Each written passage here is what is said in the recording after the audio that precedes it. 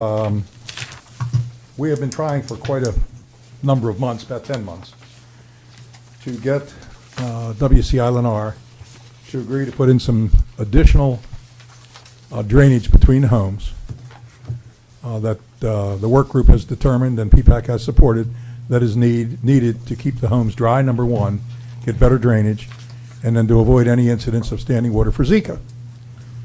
These notes go back to April of last year, but even go beyond that, where we were trying to make this happen. We thought we had the requirement in our permit criteria manual, but in hindsight, we found out that it was open to interpretation, and WCI-Lennar did not align to what our pond's expectations were on this requirement. So at that point in time, we said that we'd be more than willing to pay for the additional materials that we're asking, and we just asked them to put this piping in between the homes as they're doing their downspout and drainage. Now, I thought I had a picture, a typical picture, and I'll pass this around. Which kind of shows what we're trying to get between the homes. You have a drainage in the front, in the middle, and the rear. Now, why am I speaking to you today? I would like to have the board delay the conveyance of Prado until this is at least started. I did receive a phone call today from Mr. Dave Caldwell, and I've been working with him for a number of months, and today was a very timely call because he said they've agreed to do it, and that they're going, the only thing that remains was to work out a methodology in which we had a way of paying them for the extra work. And to that end, they're going to get a generic price from their contractor, and then they're going to submit either monthly or quarterly a statement to the district outlining the homes that were done, and we're only talking about homes that are on ponds, and then we'll figure out a way to convey the money back to them. We have the funds within the budget for the ponds. So why I'm even here if they said they're going to do it? Well, unfortunately, I was told they were going to do it one other time, back May 31st, from the same guy that said he's going to do it today. And of course, in these last 6 months, it hasn't happened. So I believe him, but I also believe that we have a little bit of leverage if we defer this for one more month. Thank you very much. Any questions? Go ahead, Mr. Bob. Bob, roughly how many dollars per home and how many homes are you talking about? It's probably going to be, and David's probably a better answer to this, but I'm going to guess a little less than 500 homes. For Prado and Pistola, is that about right, David? 400 homes? A lot less? Like lot, but maybe only 300. It's, yeah. How much per home? Well, we don't know that yet, but we're estimating, this is based on what we're doing right now in Pelican, and I can't imagine this is going to cost more than $100 to $200 a home. We're talking about 20 feet of pipe and a bubble-up box. So we're not, I'll get the price from them, but we're not expecting it's going to be a great deal of money because they're already burdening themselves with the installation process front and rear. So we're only talking about a piece from that TV screen to here and one bubble-up. Thank you, Madam Chair. Any other questions? Go ahead. Bob, are these located in easements with the intent that they will be taken over by the CDD, or are they considered as secondary drainage structures and the responsibility of the property owner upon acceptance? It is the property owner and the HOA, and we have gone community by community to get a commitment from them that they will purge and clean these things, inspect and clean them yearly. Okay, and these pipes, are they perforated or solid wall? Non-perforated double wall piping. We got rid of all the perforated piping. Okay, so it's not perforated? Nope. And it does not go to the pond, it goes to a bubble up? Well, we're only doing homes that are on ponds, and again, our objective is to But eliminate. my point is that they go down between the two lots. Do they end up in a bubble up? They don't, the pipe doesn't Some- protrude into the water? We don't have any two neighborhoods that are built exactly alike, so some do go directly into the ponds, and some go to a bubble up at the easement line. And it really depends, it's neighborhood specific, it's the best I can tell you. Madam Chair, may I ask Mr. Gifford a question? Sure. Bob, is the situation as to the blanket easement that existed in Tiberio, when we had the pipes installed there, remember the bubble ups and the downspout? Yeah.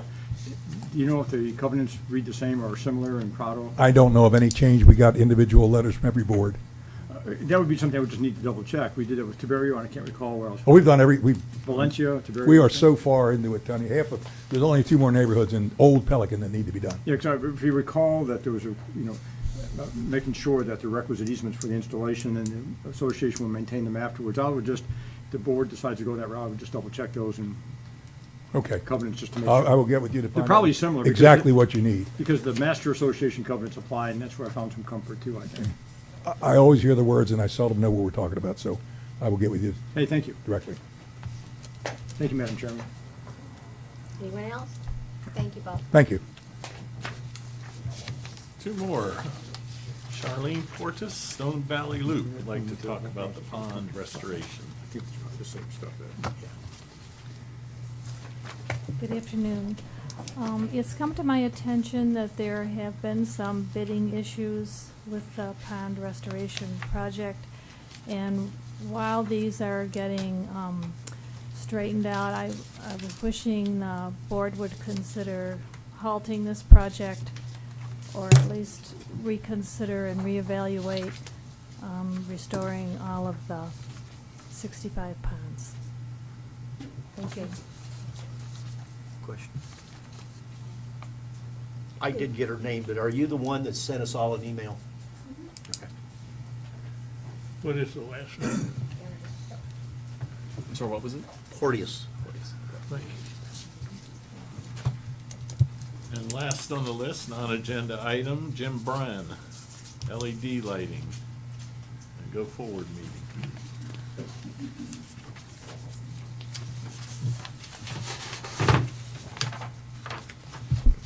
Good afternoon, everyone. I'm James Brand, 10154 Avalon Lake Circle, Hampton Park, HOA Resident Board Director. I want to speak to you this afternoon about LED lighting and the Go Forward meeting that you all held last week on the 22nd, I believe. Griffin Drive now has LED lighting from Gateway Boulevard to SR 82. Well, almost. We're still waiting on Florida Power Light to turn on the new street lights. They're beautiful on the rest of Griffin Drive, but it's still dark on the other end. Soon, we hope, Florida Power and Light will respond to the work request. There's also LED lighting on Gateway Boulevard in front of Stony Brook, where the Royal Palm transplanting project took place, I think a couple of years ago. Shouldn't all of Gateway Boulevard have LED lighting? I understand some of the light poles along Gateway Boulevard are 30 years old and are in need of replacement. Action is needed.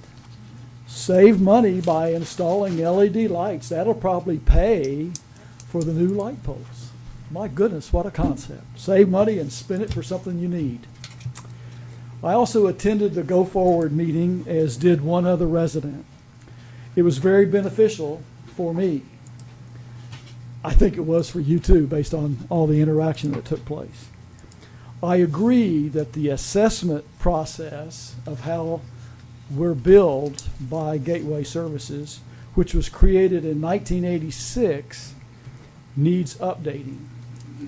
I urge you to be careful and not make the reassessment an opportunity to increase the residents' billing. This should not be a revenue-generating opportunity. Last, I agree that the district manager, Mr. Shoemaker, should fully manage the operations of the district. He should determine with input. Thank you. Accompaniment. I need music to accompany my dry speak. Chris should determine with input from staff and even from residents any new requirements, costs, and options for the community, and then propose to the Board of Supervisors for decisions. This is in accordance with Florida Statute 190. Then the board can become what it should be, a policy-making organization. The sooner you can implement the recommendations from the Go Forward process, the better from Jim Brand's perspective, and we know what that's worth, right? You got a quarter, then $5 more and you can buy a cup of Starbucks. I do recommend, however, that before you implement the process, you get input from the community. Thank you very much. Mark, you have one late ad. Okay. I think we have a couple Look. of Following up on what Jim said, earlier this week, and sent an email to Mike, and Mike might be talking about it later, asking for us to get with Bentley Electric, our vendor, and find out what it would cost per pole, per light. You know, several of our poles have 2 lights on them, to convert over to LED. We're doing it in Gateway Greens, and the electric bill by FPL has been reduced 60% per month. So it's big time savings. Now, what the turnaround time is, service life or return on investment life, probably somewhere between 3-4 years. But we need some numbers from Bentley, because it's a little bit different. We're dealing with 480 volt lights as opposed to 240. But they just did that out there on Griffin Drive, so they're quite knowledgeable of what it takes to do it. But I agree with Jim. Let's switch Gateway over and get them onto LED. Madam Chairman, I think even last year, I think we directed staff to put a lighting plan together when April was here. So Chris, it might, I'm not sure if you were on board at that time or not, but I think Tetra Tech was involved, maybe. I know we talked about it at the soccer fields. Well, remember, because this discussion on lighting Griffin came up last year. Part of that conversation was when Stony Brook converted over, looked really nice. They're more efficient. Should we be looking at a longer approach? And I believe April had put together a plan, or was in the process of putting the plan together. Now, whether there's any history or documentation of that still around, but I know that we have discussed having a plan for that. But this is an item that we should put up for review as part of what our planning is. Whether if we don't have budget for it this year, then we should definitely be putting it on our roadmap to budget and consider for either next year's budget, or if it's a 3-year project or whatever. And we're getting real close to starting the budget process for next year, so. She got far enough so as to You at were involved in least- that too, weren't Yes, you? she Yeah. got far enough along to at least identify what we believe to be the extent of our involvement and ownership of lights. And that's where it died. We were looking at bills, looking at old records. One of the questions, and I think we've got it answered, was, for example, Westlinks and Westlinks Office Park. All those lights are ours. Anything that was along the roads are basically ours. So we've got quite a few lights, but I agree with you. We need to get that inventory and get Bentley Electric to come back and convert it to a dollar value. Maybe that we have to phase it, maybe one of those things that we get a better price if you do them all at once. Yeah. And I thought there was also conversation around kind of delaying that project, or at least the planning of it, because there was some landscaping in the roads and some other things that we wanted to have mature. I can't remember the details on it, but it seemed like I do recall something being tied to landscaping, but I could be wrong. I thought it was being tied to Griffin Drive to let's see how it works. And now that Griffin Drive looks nice. Yeah. Looks very The nice. LED looks really good.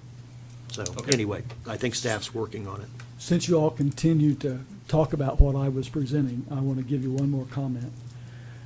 Along Griffin Drive, several of the street lights are up in the trees. And prior to being converted to LED, you couldn't even tell that there was a light there.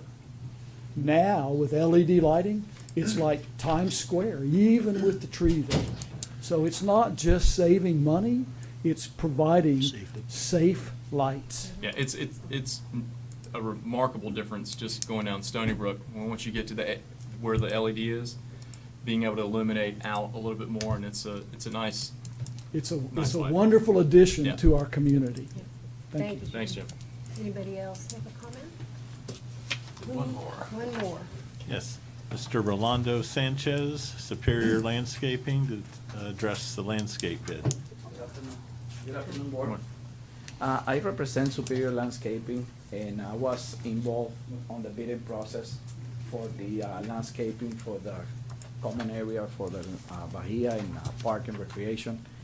And I just find out by reading the notes the other day that the staff is recommending to award the parks, especially the parks side, to Mainscape. And what I got understanding is that we worked very hard on this bidding process, on looking everything that is gotta be done in here, and came out with a pricing that is very competitive, and we are very close to Mainscape. It's not really a big difference in pricing. There was only asked 2 questions that we got called, and it was on the nematode treatment and on the tiny aeration. And our pricing in that, I confirmed it with the branch manager, which is, the office is not too far away from here, that he's fine with our pricing, that he doesn't have any problem with that. So what we're looking in here is that the decision that can be made if the award is given to Mainscape for the park and recreation, because, you know, our pricing is not what whoever think that it is, I don't think is fair for us. That's all that I wanted to say, that I'm here for that. I mean, I've been looking at the areas, we spend a lot of time. Right now, I even walk the soccer field.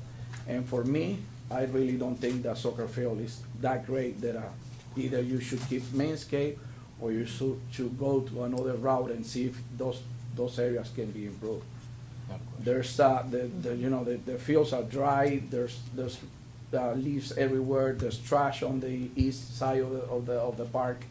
So I don't understand why, you want to pursue on giving the contract to Mainscape.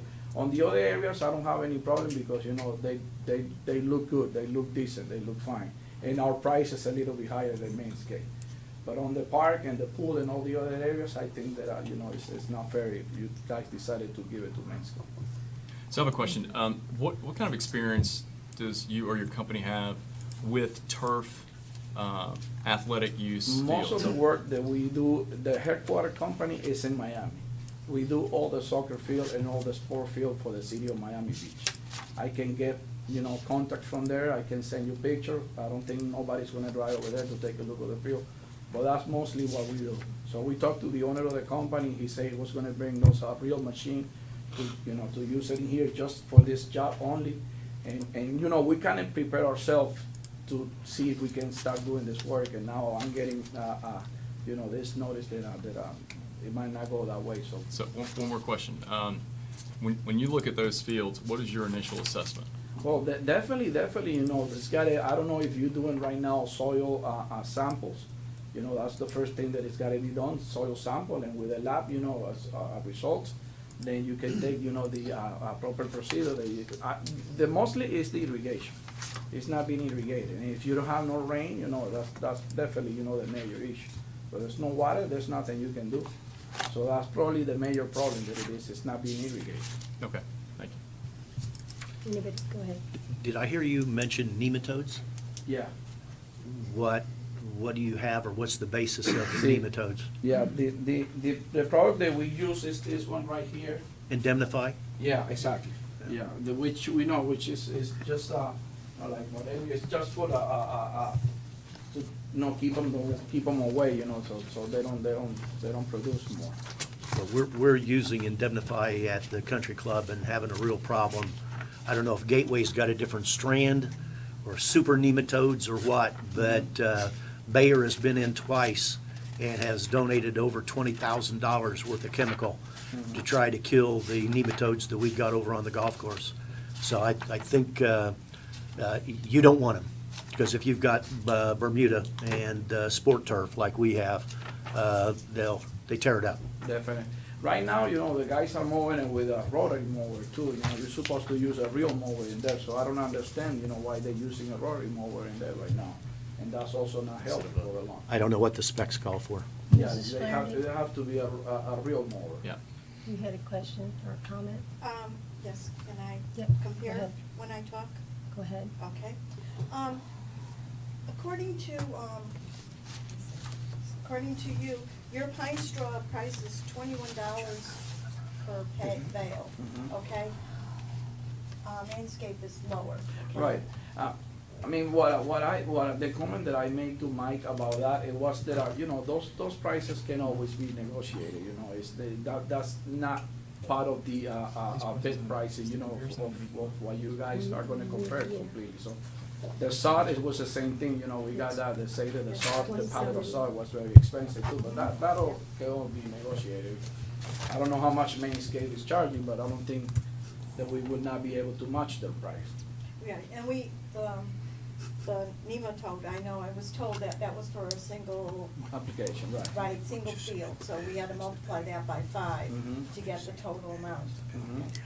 So, I mean, that's, I think you have to realize that's what we're also looking at, is what those, was on the bid form prices of what those things cost you. Okay. I mean, I don't wanna, you know, leave with, bad impression, you know, from the company or anything. We would like to work with you, if it's not this time, you know, probably in the future. But I mean, like I said, I know this community a lot, I live in Ave Maria, and our office is here in Fort Myers, so I drive to this property every day, so. I was hoping, you know, that I was gonna get at least a chance with the park, and probably in the future, we can do the common areas. Thank you. Okay. We'll be discussing it Thank later on. thank in you the very week. much, have a good afternoon. All right, that brings us to district engineer.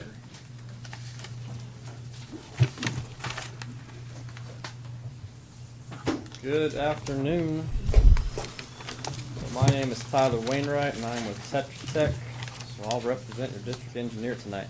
So the item we have under our portion anyway is the South Florida ERP transfers. So this is what we've been talking about for the last, I don't know, 2 meetings, maybe 3. These are the environmental resource permits that have been issued for all of the areas of the community, but there's a bunch of them that were never closed out, dating back all the way to the very beginning in 86, 87, 80, whatever it is. So anyway, so we've been in the process for a long time now of going through and identifying which ones are ready to go, which ones are ready to transfer to the operation phase. And that's what this form does. It transfers it to the operation phase where you guys own it, you guys operate it, you guys maintain it. In reality, all these areas you've been owning and operating for a long time anyhow. This is just the paperwork to follow up and formalize that. So there's 7 applications in here that there are forms associated with. So how this is done is there's an application for a permit. This transfer is tied to each individual application. Some of them are for the same area, like you'll see like 106, 107, and 108 are repeated in a couple applications. A lot of times that's because the developer went back and made a modification to that ERP or developed a new permit if they moved a pipe, or if they changed the size of a pipe, or if they made a lake a little bigger because they added more houses, whatever. A lot of that's very common. That's not a mistake that one got permitted twice or anything. That's just a different permit for a different function. So what we tried to do was we tried to go through and make a little map showing the area that we're proposing that you transfer. There are a copy of the plat or the recorded easement, whichever one is applicable to that area, and then a copy of the record drawings, the construction plans, whatever we were able to find. So, with that, I think Mrs. Flaherty had a couple questions for you. Yes, I do. Okay. Mr. Nelson presented information in 2012 about these. okay. Okay? And I'm just wondering, it's 2018, why it took 6 years to come with these, and this is the exact same permit, okay? And there are, in his presentations, there are 10 that they couldn't find a permit for. Did you find the permit for those 10? Did we find the permit for those 10? Those 10 what? Says not specific in permit. They don't, no information found. For there's 10 lakes, they call lakes. And I was just wondering, have you found them? So there's in total throughout Gateway, there's probably, I'm going to say, 250 different applications for permits that are all tied to the master permit, which is 36-00678-S. At some point in time, South Florida wised up and started giving them a number after the S so we could figure out which one is which. But other than that, we go off the application number. So I'm guessing what Danny had said back then was, and I'll let him come yell at me if I'm wrong, is there's probably 10 that we couldn't find information on for at the time, or They didn't have it on the permitting website, maybe it was hard file we had to go look for. I'm not sure which 10 it is, but, I mean, if I can go back through that and try to piece Yeah. it back together if you'd like. With the board's permission, I would like to find out what those 10 are, that they don't have information. Why don't you provide that information to them and they can contact you directly Okay, with thank what you. information you want? So, but to follow up on your comment though, you're absolutely right. We have been working on this since 2012. And it's something that you're probably going to work on probably for, I would say, at least another year or so. And what normally spurns this is South Florida writes Gateway a letter and says, hey, reminder, you guys need to be working on this. Don't forget.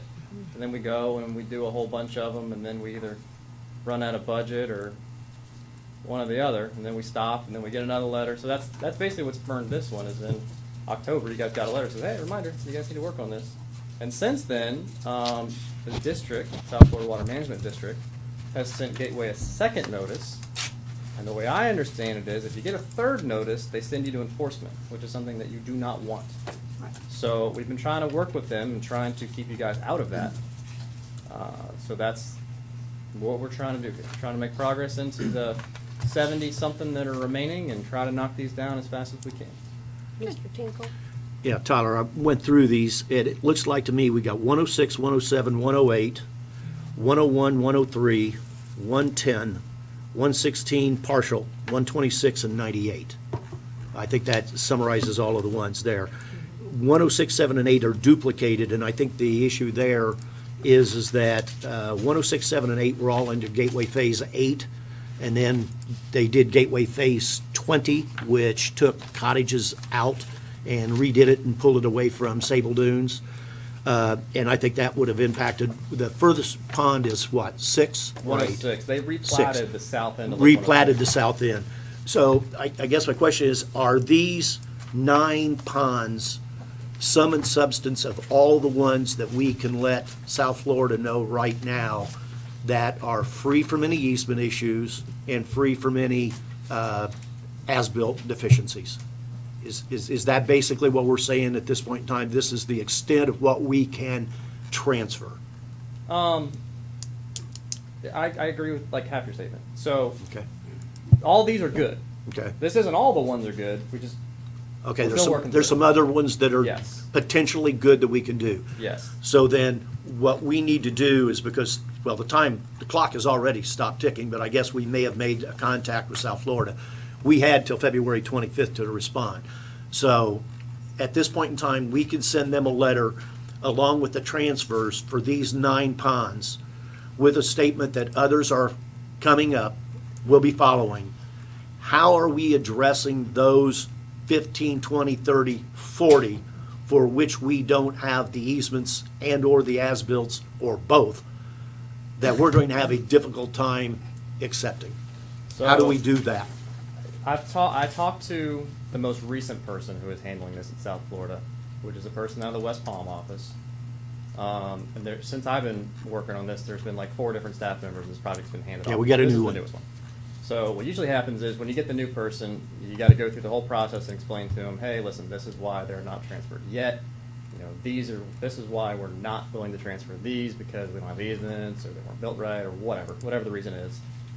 And then they usually say, oh, okay, we understand, and then it kind of falls into gray area and no one does anything. So to answer your question, there's not a good solution. Some of these were never certified, and I don't know whoever is going to certify them. Something we've talked to the district about is saying, listen, maybe just waive the certification process. You know, if the engineer that designed it is dead or retired or whatever, he's not willing to do it. I don't think anybody else is willing to do it 20 years after the fact. So it's in operation, you know, what's the harm of just transferring without certification? So we talked to him about stuff like that. To answer your question, I don't have a good solution for the ones that aren't good to go for whatever the reason may be, other than to write South Florida a letter and say, here's why we're not transferring. That's exactly what I think we do. Now, if, Chris, if you can pan through these and just go page by page, and I don't know that this was just a hurry-up deal, who's going to prepare actually the form that goes in with these? Who's going to be doing that? The transfer form? Yes. It's in here. Okay. It's, Let's there's pan like 7 through this, and this just might be a typo, but pan through just so that I make sure when I read these. if you looked at the first one, you've got transfers 900-315-1 and 891-117-7. Yes. As we go through, Chris, if you can just keep going, when you get to the next one, okay, keep going, hold it, right there. Okay, that one is correct. It's got the 900-323-3. Some of them have, I think, a repeat of the first one. And I just want to make sure that we get the right numbers on each of those as far as the application numbers. Chris, go on to the next one. This is the same set was in our board book, isn't it? Yeah. I could I swear I mean, in general, saw. if there's a repeat, we need to cross it out, we can cross it out. I think that's the only thing I saw, and I just wanted to make sure that that's the last thing we need to do is to have them coming back and hitting us on some typographical deal. I think there's another one coming up here shortly. And I think it repeats.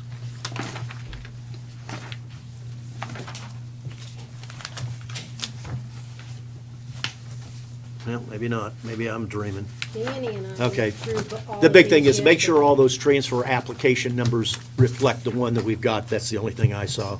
And Double check. they've given us this long letter with this table.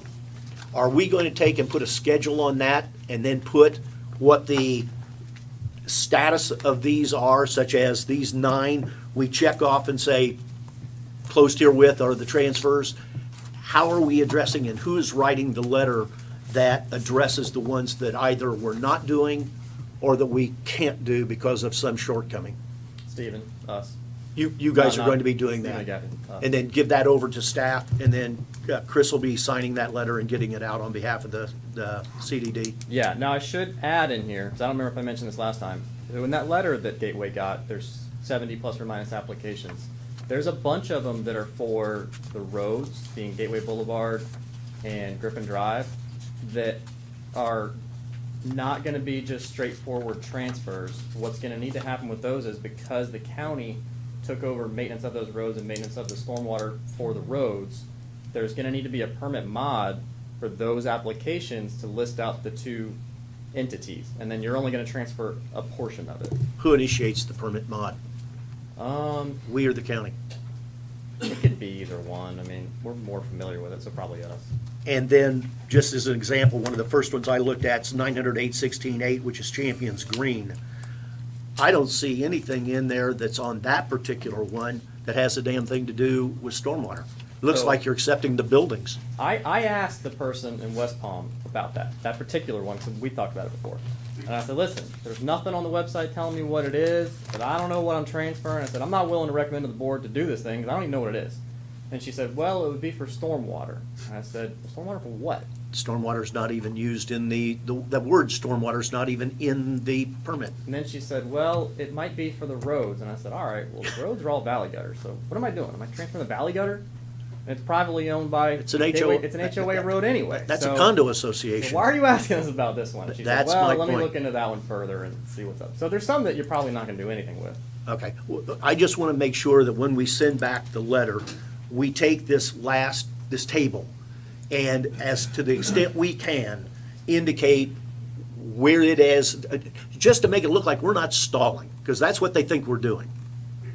I want to get that off and put the monkey back on them, especially on the ones that you'd alluded to where an engineer's dead, or the company that did it is, we don't have easements, we don't have as-bills. I don't know how on earth we can go out on a limb and sign that transfer when we're missing those 2 documents. I mean, you might as well put a gun to your head and pull the trigger. We're crazy to do that. So I have no problem with doing the ones we can do. Let's get that off. But let's make sure we have a paper trail on the ones that we can't and why we can't.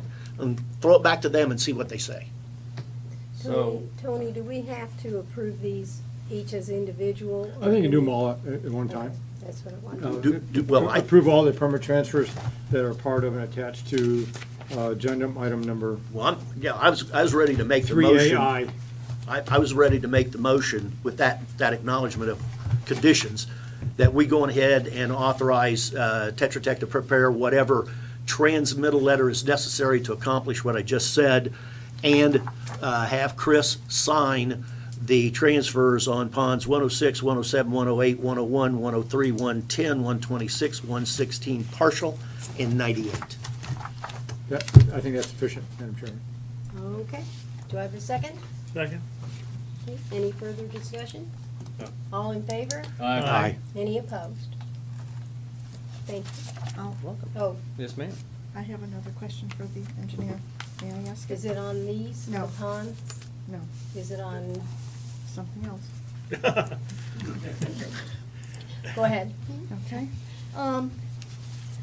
I want to know where we stand with the permit for the storage facility. I know you first said to us that you didn't get the check, and we know we got the check a month ago, and you talked about trees. So where are we, and where do we stand with that? Here's current status of the LDO for the storage facility.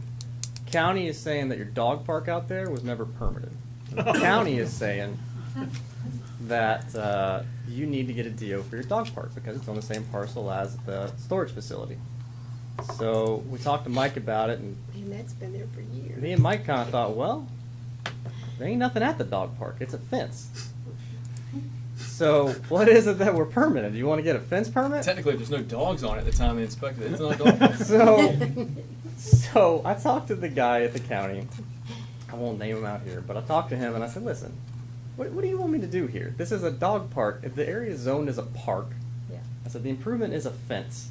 I said, do you want me to get a fence permit? He said, no, you need a development order. I said, well, the application fee for development order is $3,000. I said, come on. He's like, well, why don't you lump it in with your storage facility permit since it's on the same parcel? I was like, okay, but what do you want me to show? Just a square that says dog park? And he says, well, you need to look into this and that. And I said, well, okay, we'll talk to our client and see what they want to do. So anyway, the summary of that is that the county would like us to revise our plans to show a dog park on the property. We are in the process of doing that. Okay, and do you know when you'll be applying then for the permit? I would really love to do it next week. Okay. Thank you. You're That was welcome. I'm sorry, I missed the end of that. I was Next diverted week. here. Next week. Next week, Modification. and you are going to do the mod to include the dog park with it? If it's, let me caveat this. If it's as simple as me revising my site plan to show a little square showing it's a dog park, no problem. If he wants to get into, you have to have additional parking because this is some sort of use facility and wants me to generate a trip impact and all of that, that's a little bit outside of our scope, and that's something that we would need to discuss with staff. So the county will let us do it very simply by doing that. Yes, we will be happy to take care of it. But you won't know until you submit that and they Correct. kick it back or accept it. Yes. Right. Okay. Any other questions for the district engineer? No, thank you. Thank you, Tyler. Thank you. District council. Just briefly, the resolution that was in there was prepared by Infomark. Is that the correct name, Stephen? That's correct. Hey, sure. There seemed to be some hesitancy there. He had to check the fictitious name website to make sure they hadn't changed it since he left the office. Just kidding. And this is a routine item that the Lee County Supervisor of Elections request. And my understanding is Bernie Feliciano is still doing the special district work, and she's wonderful. She is. She's outstanding. And so this is an order for adoption and approval by the board. This is just giving everybody notice that we have 2 open seats, and that the time for qualifying qualifying is 18th through 22nd of June. And that's set by state statute. Yep. And supervisor election also confirms that information. And attached is a nice little sheet that provides the information. And again, Bernie Feliciano with the Lee County Supervisor of Elections Office is an outstanding resource for anybody who's interested in filing to run. So do I have a motion to approve resolution 2018-02? So moved. I'll second. Thank you. Any further discussion? All in favor? Aye. Any opposed? All right, thank you. Anything else, Mr. Attorney? No, just working on a number of items in the last couple of weeks, trying to get them accomplished, and did some follow-up with WCI, but I've not yet heard back about getting together to coordinate obtaining data and/or using resources for the FPL easement, as we discussed. So I'll just follow up with David and Rhonda and Charles on that. Worked on that SRF loan agreement, so I'm not, hopefully we'll have that revised and ready to be signed shortly. Worked on the trust agreement with Regions Bank, and it's off in Regions Bank's hands, so we can keep that moving along. Okay, thank you. Any questions for our attorney? All right, move on to district manager reports. Yeah, I just have one brief item to discuss today, and we had submitted our water use permit several months back. We had a 5-year permit allocation that was coming up in November, which would have reduced our pumping by about 40%. So we went in to modify it to try to leave the pumping quantities as is, undisturbed. The only issue we came up with is in our deep well, the chlorides are kind of high. We mix that with the other wells to bring them down. They have a regulatory limit of 200 milligrams a liter using reclaimed water, so there's no salt impact to the plants. And what ended up happening is we're gonna get the permit modified, reissued with the existing quantities, but we're gonna have to install 3 shallow 15-foot saline monitor wells in this area and monitor them on a quarterly basis to prove to them we aren't impacting the superficial aquifer with chlorides. And that's gonna be about a $6,000 exercise to install those wells. That was my next question. I was Yeah. curious. And the quarterly monitoring we can do with the $35 box of strips and go out there and touch it and report into it, but otherwise they would have been reducing the quantities in our deep well, and we didn't want to do that. So, and permit should be issued in the next 30 days. Who was the permitting authority in this case? Well, it's the South Florida Water Management. No, them again. And we had a 20-year permit that was issued, but there was a little language in there that said after 5 years, we're gonna reduce the quantities by 40% if you don't do anything, so we went in and modified the permit. About $5,000 in engineering fees to do that work, and about $6,500 to do the monitor wells and establish them, and another about $100 a quarter to pull those samples. Thank you. Any questions for Chris? Yeah, while you're on the irrigation and kind of following up to the gentleman that was here, and it looks like he left. I don't see him anymore. The bidder. He made an accusation about our irrigation of the soccer complex. Is that a burden that we have or that Mainscape has on the timing and the run time and the frequency and all that? Because I thought that would be very similar to what we have as a household deal, that we're on a limitation of 2 times a week for watering. One, is it on a limitation, or because it's a sports field, it's exempt? And 2, who calls the shots?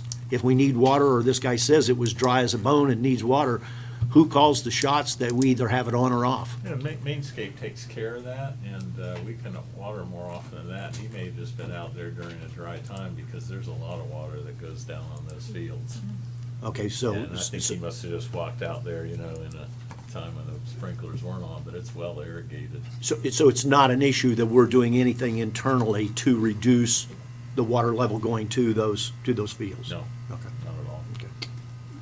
Madam Chairman, if I may just briefly, mentioning the reference to incurring expense for various services for that work. If you recall, I think about a month ago at a board meeting, there was discussion about payment of various, making payments and contracts and purchase orders between board meetings by the manager. And the resolution, and we discussed that resolution that requires that any payment made pursuant to that resolution shall be submitted to the board at the next scheduled meeting for approval and ratification as part of the financial report and noted in the District Director of Operations report. And that's for amounts not exceeding 10,000. The manager can purchase orders and contracts at amounts greater than 10,000, less than 50,000, written approval of the primary person and the chairman of the board, but they still have to come back to the board. I would suggest, just from an auditing perspective, and when I do my audit opinion letter, that the board follow that procedure, so we have that in the record. How do we modify that? I can ask to be modified at the next board meeting, or however you want to give direction. We just do an amendment, a resolution amending this resolution. Because I think that the structure is different now than when that language was originally written. That's correct. So I think we're in a position where our district manager is in closer proximity to what our direction is. And I would say if we're going to prepare something, what my recommendation would be is with some criteria. If it's approved, budgeted item, there has to be some language on, any, giving the district manager the ability to approve spending that falls within approved, budgeted, parameters. And if we want to put a threshold on it, maybe it's 50 or excess of, whatever, that's fine too. But I think 10 is a handcuff for Chris at this point, especially if it's an approved budgeted item, in my opinion. Yeah, and again, if the board wishes to, they can change that. And I guess this wasn't intended to be handcuffed. It's more of an accountability and transparency issue, so that it comes back, the board at least sees that. And I've never known the board to reject those when they saw the spreadsheet. Used to have like about 3 or 4 pages. You didn't need all the backup, just a line item, vendor, PO number, amount, date. And then it was just done, it was approved as part of. Is that saying more awareness, or has to be brought for approval prior to the release of the funds? Oh, just afterwards. It could be even after payment's made. It happened like that in the past. I go along with what you're saying, but I would like to see a breakdown of the vendors that we're hiring and at least what we're doing, so we're up to speed of what that vendor was hired for and what was the result of whatever they We should get did. it, and that should be tied to the monthly financials. And I know I'd ask Mike to furnish me one just on engineering, and there were a lot of vendors on there that I wasn't totally familiar with what all the services were. So that's something that I think that we need to keep in there and keep up on. And maybe what it is that each meeting, we just get a sheet, or once a month, we get a sheet of the vendors that we have authorized work under that agreement, and just stipulating out what it was that we hired that vendor for to do. And I think I was I might have been confusing that item with, I thought there was some stipulation on what, an amount that Chris had authorization to. Yeah, it says it said authorize the district manager to enter into non-continuing agreements and to make disbursement of funds for payment of invoices and other non-continuing expenses or non-continuing agreements which are required for the health, so there's a lot of latitude, for the health, safety, and welfare of the residents within the district, and/or the repair or maintenance of a district facility or asset required to protect the facility or assets pursuant to the following criteria. Amounts not exceeding $10,000. Okay, that's it. Well, a good example is, been talking to Chris, and he's working on it, is we've got surveys to do. We need to survey I even hate to say this, survey our stormwater infrastructure system that we don't even have as-built on to know that it was built right. So we're going to have to get some elevations on that. We've got the FPL easement that we know about, and then we have the Stony Brook outfall that we don't have anything to verify that is done. All of these things, where would that go? Where's that money come from? It's not cheap. Where's that money coming from? No, it's not budgeted. Where does it come from? That's my question. How do we effectuate a deal for him to do it? You can tell him to go out and do it, but don't spend any money. You can't do it unless it's budgeted. That's. I mean, now it's as simple as that. If we don't budget something. Now you know where I'm at. That's just. Then it doesn't get done. Now, that's if it just comes an through example. and it bumps a priority that's existing on the budget, either we've got to find the funds or reallocate and reprioritize. And Now- that's the way we should be operating. you're You now just can't down- approve something and say, you're hey, now down we're to- going to this. We'll figure out where the money's coming You're from. now down to where I'm at. Is that he can go out and get that contract to do this, and I have no idea. It could be $20,000, notwithstanding the issue that we have legal limits on what we can do to do it without going through formal advertising. But assuming that we don't hit that mess, and that we stay under that deal, where does that money come from for that $10,000 if we haven't authorized it? Do we need to give him, like he would say today, I've got to go out and get this done? Do we need to tell him we're going to transfer, Stephen or Mike, I want to transfer $10,000 from X account to Y account to accommodate it? Yes. I don't see how we do it if we Just don't. because you think it needs to be done does not mean it's gonna be done. This is a 5-person board, and we have got He's, to make those decisions. he's already done that, Bill. Well, it shouldn't have happened, in my opinion. Well, we kind of authorized it at the last meeting with the FPL easement to go out and get a surveyor. Well, I'm not talking about the appeals, I'm talking about this outfall business that you mentioned and all that other Yeah, well, stuff. if you're going to do a surveyor, your best thing to do is to do it all at one time. Well, that's what you say, Bill, But you've got to bring the board along with you. we've talked about this numerous times at the meetings.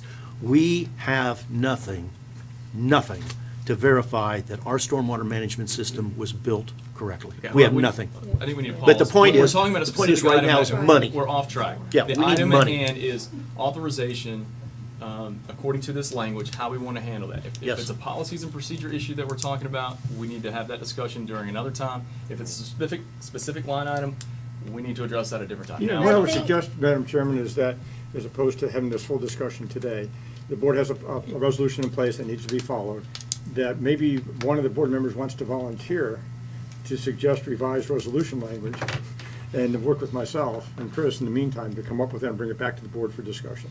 And And is Mr. Banks a volunteer? Well, I think my concern is more for Chris, enabling him to do his job. Exactly. If Chris feels like that there's existing language that either prohibits or slows down a process, then he should bring that recommendation back to the board, and then it's up to us to look at it. Is it in line with our policy and our direction, and we would approve it. And- But at this point, Well, at this point in I think time, that- he has work that he wants to do, and we haven't approved a budgetary that's Well, two I- different transfer. items. But I think what I'd like to suggest is if Chris has an item that he needs to do, if he's got a project that he thinks takes priority, when he brings that to the board for approval, he tells us how he believes that it's going to be funded, and that may include some sort of a budgetary transfer from one item to another, but that would be part of what we approve for that particular project. Yeah, and Madam Chairman, I understand, I think that's a little bit different than what the resolution calls for. Yeah, That it is. It's just a simple report. You know, it just says, any payment made pursuant to this resolution shall be submitted to the board at the next scheduled meeting for approval and ratification as part of the financial report. And again, that's, I think, from the standpoint of financial accountability, it's just, the board in the future may want to change that and modify it. Well, the other way he could do it is he can go out and get the bids and/or get the quotes, then come back to us with a dollar value of which before he's authorized to enter into an agreement with those, we give him the money from whatever account necessary to accommodate the work. And that would be part of the suggestion that he makes, is we can take 10,000 from this and 10,000 Yes. from that, and it'll pay for this project. Yeah. But that would be part of what he provides us for approval. Mrs. Yeah. Flaherty? Oh, I have nothing. I I'm thought just- maybe you. No, I'm had just your- listening. Okay. Anything else for Chris? I believe that the Public Works Manager is next. That's last. Mine says utility. Utilities. Oh, mine says Public Works, but the agenda says Public Works and then Utility. So, but Good whichever. afternoon, Kenny Hall, Utilities Manager. I just wanted to touch base with you all on the CIP for the 2018 budget. We had to make a couple changes for the sewer side from Hurricane Irma. Everything for relating to fencing contractors, utilities is behind probably about 3 months right now, as best we can tell, unless it's on fire or leaking. So scheduling has become a big issue with fencing, fire hydrants, painting, pretty much anything you're going to need a utility contractor for, because everybody is pretty much up to their eyeballs in work. Mostly with the sewer. This sewer for the 2018 we switched up due to Irma, and what we found with the bypass pump versus the generator. We're going to put quick connects on every single one of our lift stations. That relates very quickly to the bypass pump versus we have 4 emergency generators and we also purchased a bypass pump, and what the storm taught us was that the bypass pump is superior in every way, shape, and form than those generators. So we are setting up for a long-term wise to have bypass pumps as opposed to generators. This is operationally way, way, way better than the generators due to what we found out with them, the connections, multiple issues. We've changed that over. Same with the fencing. We're going to be putting fencing on the lift stations on Gateway Boulevard with no fencing, no existing fencing. B1 will be the first one that we do. That is another budgeted item. New meter boxes, we're swapping them out, and this goes along with the Zenner project, where we are taking those MIUs off the lids and installing them on the side of the box. We're going to track it for a couple of months and see what happens. I got authorization from the Zenner for this. He said this might ease some of the issues with the MIUs being attached to those cast iron lids. Anywhere we're finding a bad box, we're taking it out, putting it in a standard municipal box. Ours are going to be a little bit bigger than your standard ones because we have 2 meters.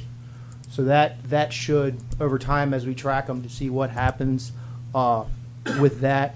And the water line changeover in Pelican Reserve that we did worked. Well, I've followed up with both people, both residences, talked to them 2 different times, and both times they've all said the odor in the back bathroom has abated. Thank God. Kenny, on those MIUs, I thought Zinner made it perfectly clear that they, because of the battery issue, they wanted those vertical. How are we going to install them What horizontally? we're doing is we're strapping them onto the sides of the box, and we're taking a piece of conduit and stapling it on so it's. So they'll remain vertical? Oh, yes. Okay. Yes, because You're not going to stick they're them concerned into the batteries will side? discharge. You're not going to stick them into the side, you're going to No, attach they'll them be, to the they'll be, side? they'll be hanging vertical, but they're attached on the Gotcha. side of the box. That takes them away from the lids. All the issues with the lids are gone. The only thing I understand what you're doing, but I warn you with it. These landscapers, they'll whack those things off. No, they're sure as inside it- the box, Mr. Oh, you'll put them inside, That's under the the thing. metal deal? Yes, that's the thing with those cast iron lids. If you lift them up, the MIUs are hanging on them, and you flip them over. I mean, there's just so many different scenarios. But will they work under the cast iron lid, or are you going to put a different type of lid? Totally different box, Totally different? composite. Okay. And I went to Zenner with this, I want to say July, and they said, no, you can't do it, because I want to do it with our existing boxes, drop them off of those, and they said, no, it'll never work with those cast iron lids. So the only alternative was to take the boxes out completely and put new ones in there, So full we're gonna- composite ones. So we're going to put in a new, basically meter pit structure. Yes, and see if this really helps with those MIUs. Not my question, his question. And who's covering Whose that? cost is this? Oh, we're covering for the first 5 boxes. And then what happens after that? So if it works, Long story short, we're going to eat it no matter what. Long story short, it would eliminate a lot of the operational problems with the MIUs. With the failing MIUs. That's theoretical. I don't know. understand. I don't know that, but I that's know a why lot we're of doing it. A lot of the times, if you take away the bad MIUs, a lot of the times the problem is they lift the boxes up, they flip them over, the wires come out. There's probably 6 feet of wire in each one attached to each one of those MIUs, and there's 2. So you've got about 8 feet of wire in a box. You turn it over, you close it, you pinch the wire. I mean, there's just so many different scenarios. What happens? We take that when we put the boxes in. We take that out completely. There's no. I mean, What doesn't is matter. the cost per box? $55 right now per box. Installed? That's with us installing them. Yes, But no, I mean, what's the material cost? that's $55 for the. But box. then we got staff that will have to do Yeah. it, so it's got a labor It could range. It could component. range anywhere for half an hour to an hour, depending on the what the box is. Digging it out. Yes. Usually, and if we get a complaint or that's a cracked box or it's already been repaired before, we'll take that one out and put a new one in right there on that one. does anybody else have a problem with this, other than me? You're asking the wrong guy. I've been happy with this system since the day we got it, so. Doug, one of the reasons we're doing that too, like in the new Fairhaven townhouses that are going in, next to the existing D.R. Horton one, is we actually asked them to go to a different meter box, because the ones we use we're the only people in the country that uses that box. And they cost over $300 a piece. They're difficult to operate and work on. Yeah.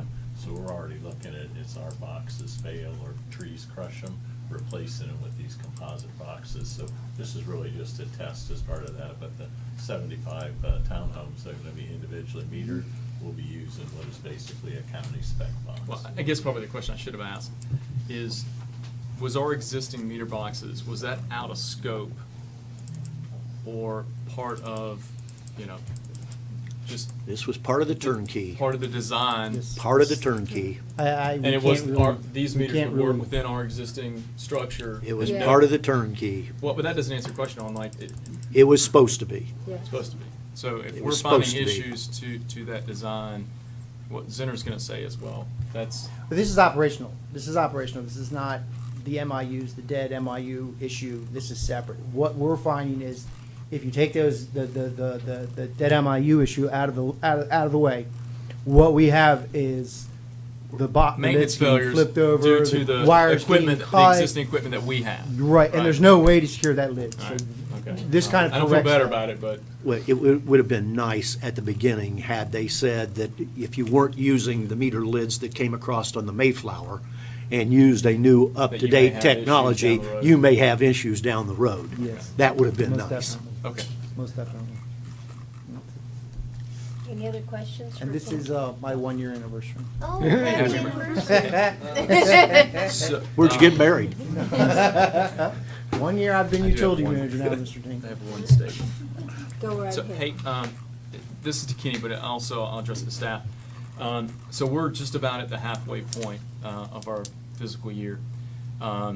In your case, it's probably more applicable, but if you're going down your budgeted items as far as the priority, if we identify at this point that, because there was a lot of not started, if we identify that those items will not be addressed this year due to time, other priorities, whatever it is, we should be identifying those and targeting to push to next year so we can reallocate or repurpose those funds.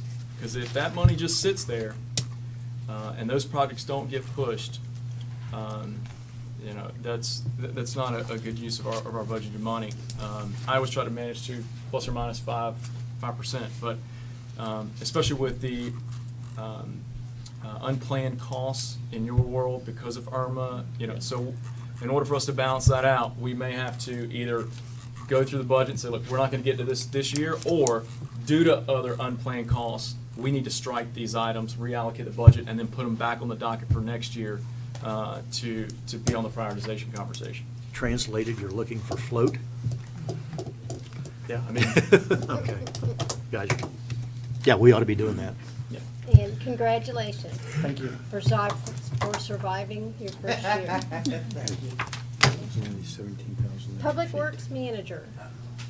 Now I finally get to call him. For the record, Michael Tisch, Public Works Manager.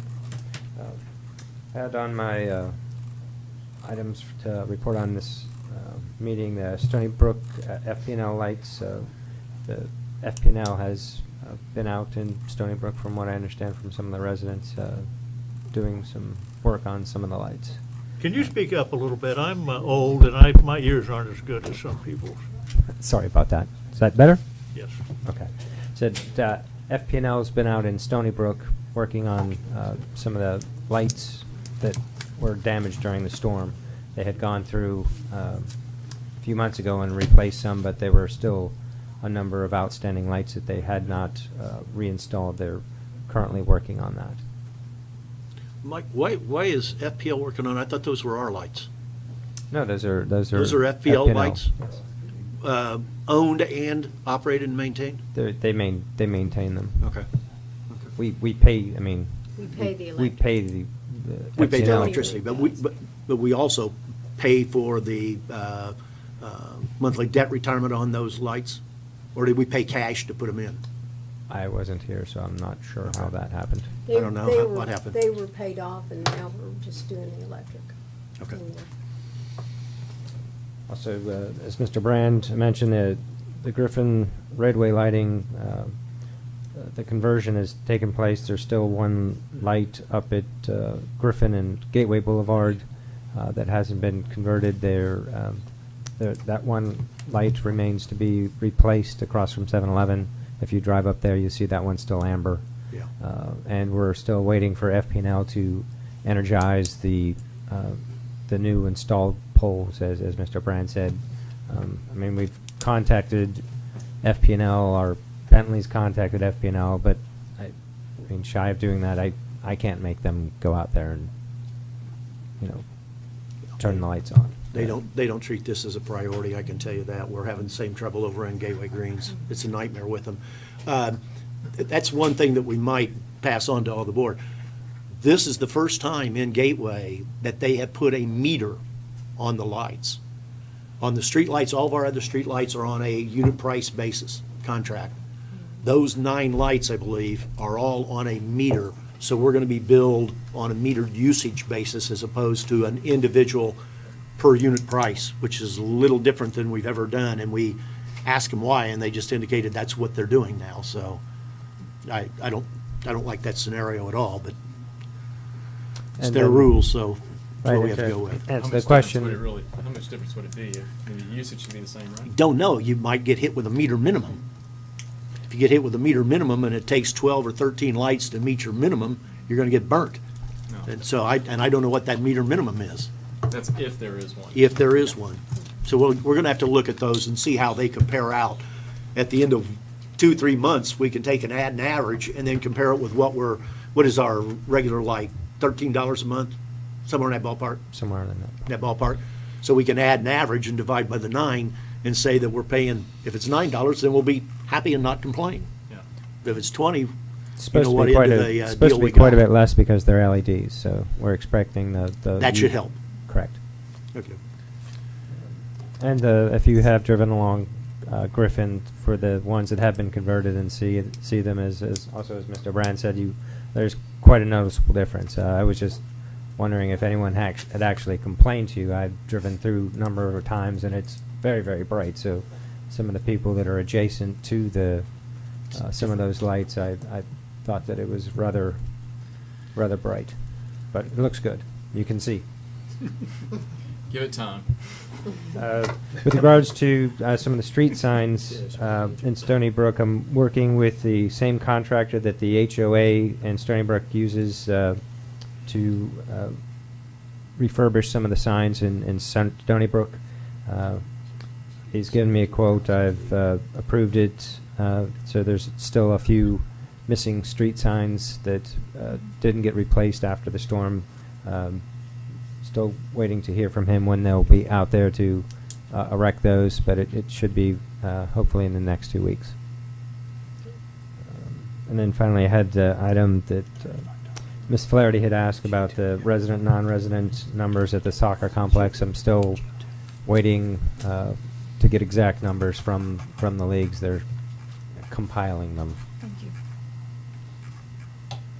Any questions for Mike? Oh, I did have Mr. Tinkle, I did contact Bentley regarding putting together a quote to do LED conversion, but I'm also going to contact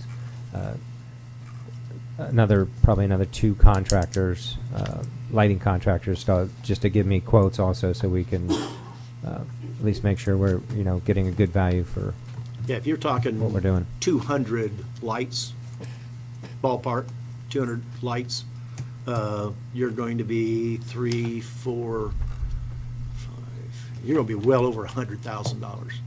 Well over $100,000. So we're probably going to want to bid it, but at least we could get quotes right now or proposals and see what order of magnitude we're in. Correct. On doing that work. And I would keep in scope all of the lighting, so that I don't know if the fun park has if that's LED or not. I can't remember. And then the soccer park, I think there's a few lights within that area that we'll just need to consider in the quote. I'll ask them to expand it, because I was looking at Gateway Boulevard, Commerce Lakes, and then some of the finger streets that. Yeah. I mean, if we're going to do a lighting plan, it needs to include all lights. Everything. Okay. We can do that. Mario, a couple of things for you. One fast comment for Pelican Reserve, as we transferred into the LEDs, we did get resident complaints that they were too bright, and we installed some shields or baffles to take care of the individual cases. It's a significant difference. Now, there's different. Yeah, Didn't we talk about there's different luminance in the bulbs? We're doing it in Gateway Greens, and the only complaint is that same deal where we had to put a reflector on the backside or darken it to where it doesn't reflect into the house. But Just other that's than that, people react. it's different. It's different. It's different color light. Did you have another comment? Yeah, just 2 things that we were going to talk about it at the, I always want to say retreat, at the meeting. And it was elected that we don't do it because it's operational issues. And that is where are we at on the office space options and staffing master plan? And where are we at on, but that's good, where are we at? Where are we on the park consultants and the board's input as to what we want to do on parks? Why? Relative to master plan. I thought we were going to do it at that retreat, and we didn't want to do it at there, so somehow, some way, we've got to either get it on an agenda to talk about it, or something. I thought we had decided, I thought maybe it would be this meeting, but that we would open up the first hour and have a working session, or whatever we want to call it. Well, I would much rather do that, because I think we need to have open discussion first, so we at least understand what direction is, before we have staff go and, spin their wheels, because we need to provide input. I'm all for that, but right now, all we're doing is spinning wheels, we're doing nothing. Yeah, so, Tony, what do we call it? I know that we've done it before, where we had we opened up the first hour of the Half meeting. hour, like a workshop, and then you don't take any action, you take action in the regular Right. board meeting after you complete your workshop. Yeah. So can we do that, maybe Do for the that next next meeting, let's meeting. bake in, And I would depending suggest on you how have, heavy the agenda is, 30 or an hour would, and I would suggest having two separate agendas. The first agenda would be the workshop, and the second agenda would be the regular The meeting business, agenda. yeah. And Chris, maybe what we do is, so we don't get too lost, because I know how we are, we'll get in the weeds. I think we need to pick like Let's one or pick- two items. Let's pick one and have a 30-minute session, and then maybe the next meeting, have a 30-minute session, address, so I would say, personally, I'd say the district facilities plan would be a priority Yeah, first. office space. And then the park plan, and then, wasn't there a third one? Okay, There's well, at only least two I those have. two, so for the next two meetings, the first 30 minutes. I was going to answer Mr. Tinkle's question.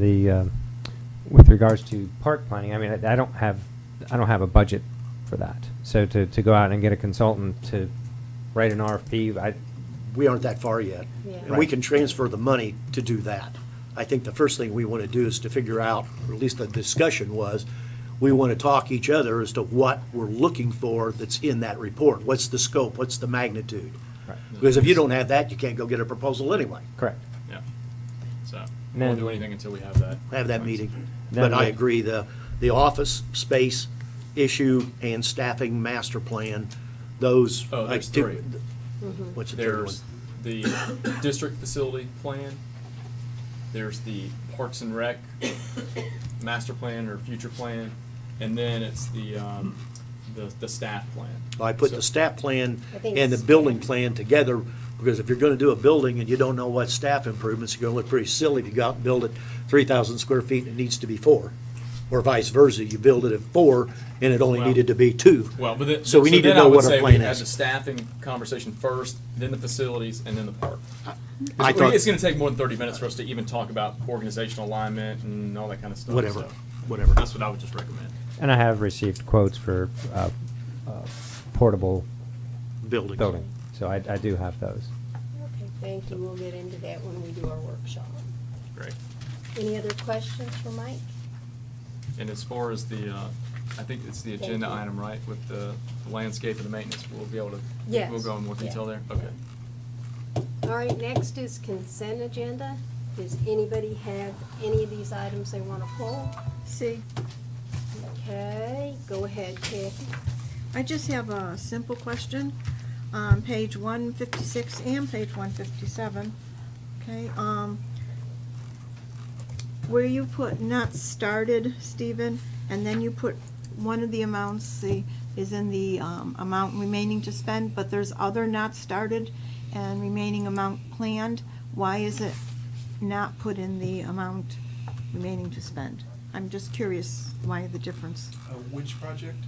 All of them that say not started, project status, okay? And because even the office building expansion is in not started, but you put that amount of money over in budgeted amount remaining to spend, why aren't the other amounts that are not started in that same column? I'm curious. On the office building expansion, I think it was with the idea that that project is probably not gonna hit the ground at all this year. Okay, So that even though it's budgeted, which again, it's there to keep track of that, there's nothing planned at the moment or anything moving forward with it. okay. And that's the same on the next page for the same reason? Yes. Okay, I just was curious why it wasn't all in the last column. Did anybody have any other questions? No. Okay, I'll take a motion to accept consent agenda items 4A, B, and C. So moved. Second. Second, okay. I have a motion and a second. All in favor? Aye. Any opposed? That moves us to Lake Bank Restoration Phase 2 bids received.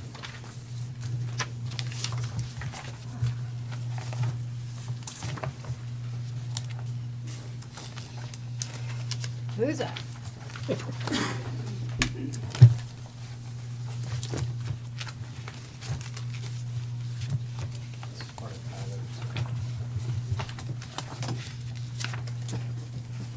Thank you, sir. I sent those to you.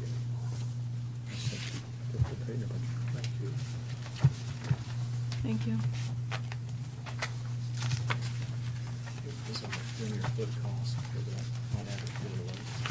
You have to have one that's a good. What I handed out to you was a breakdown of the bids that Tyler did, that our district engineer did for us. As it said in my agenda item, staff's looking for direction on how you would like to proceed. We received 3 bids for the lake projects. Only one of those 3 bids were deemed to be responsive. One only submitted a basic quote, and the other company was disqualified because their bid bond was missing some contractor information and some licensing information, so they were also disqualified. So in effect, it currently leaves us with one bidder for all 6 lakes. Mike, what I would suggest is that as to the 2 bidders that, in your evaluation, engineer's evaluation, determined not to be responsive and compliant, if you can name them for the record until we can get the board's concurrence to accept the staff's recommendation to reject those 2 bids, it's fair to comply with the bid requirements. Certainly. Seabreeze was one of the companies, and the second one was Fisher Brothers Industries. Yeah, and I think Fisher Brothers Industries did not provide a bid bond and also is not a general contractor. They're a building contractor, so they could not perform the work. They, there's another person, they didn't submit the right documentation. They have. But they didn't submit it with the bid. They showing didn't their submit it general with the contract. bid, correct. Thank you. So, but so does that mean they didn't have the documentation, or just it was a misfiling, or just? They didn't submit the correct documentation. Let's do them one at a time. Typically, when I do these, I would have a price breakdown and then all of the items that were attachments that had to be filled out or be completed to be considered responsive or non-responsive. Seabreeze, what exactly did Seabreeze not submit to make them non-responsive? They did not submit any of the required documentation. They basically, what they submitted was a one-page quote for each one of the contracts. Did they fill out the bid schedule? No. They didn't even use the bid schedule form? No. They attended the meeting? Yes. Okay, that's interesting. And Fisher Brothers, which I understand, in fact, I've been to several projects that they're doing. I don't want to get into why they can do work in other communities and not do work here. That's not our problem. Our problem is that, as I understand, we have a legal determination from council that they have to be a general contractor to be employed by us to do this work. Is that correct? Yes. And they are not a GC? They have an affiliate with, that they're associated with, that they could work under a GC license. Okay, I But guess- they did not provide that when they submitted their bid. What's the name of this purported affiliate? I don't, in speaking with them, they they- conveyed to me that Okay, in they other had a, words, I would submit that Yeah, I'm you trying- you have an entity that submitted a proposal, and that entity is supposed to be a qualified general contractor. in looking at the information from the Secretary of State's office and Department of Business Professional Regulation, there's an entity called FBI Industries, Inc. that is now called Fisher Brothers Industry, Inc. They changed their name. They did not change it with DBPR, and they are a certified building contractor. Okay. And when I clicked on the website of DBPR as to what can be constructed by a certified building contractor, they can just do structures. I think 1, 2, and 3-story structures. I can double check that. So, and I don't know what the affiliate is, because if it was, the affiliate then should have submitted the bid. Yes. I mean, That if would you be- have an entity and it has affiliates or subsidiaries, you know, you have an entity submits it, and they should have reflected who that affiliate was, and you indicate, they told you they have an affiliate, but we don't know what their name is, and that affiliate is a GC? Yes. Okay. So that's who Did they should have submit a bid submitted. or not? They It did says not, no the bid. affiliate did not. The affiliate did not. The guy that is not a GC did. And so consequently, we have what appears to be a insufficient bid on the basis that it's not a licensed general contractor. Okay. But just for the information, Michael Cheatham is the qualifier for what used to be called FBI Industries, Inc., now called Fisher Brothers Industries, Inc. And that is a certified building contractor, not a general contractor. And as of the DBPR's website last night, I'll put this all on the record, Mr. Cheatham is eligible for the general contractor's exam. And so, without knowing the affiliate's name, the affiliate did not submit the bid. I would submit that the board, my understanding is recommendation from the engineer and staff is to reject that bid from Fisher Brothers. Is that correct? Correct. Thank you. And just to have one of the engineers on record, are you in concurrence with that, to reject that bid? Or have you come up with any other additional information you'd like to provide? No, as far as that bid is concerned, we determined that they were unresponsive based on the items that we just discussed. Okay, thank you.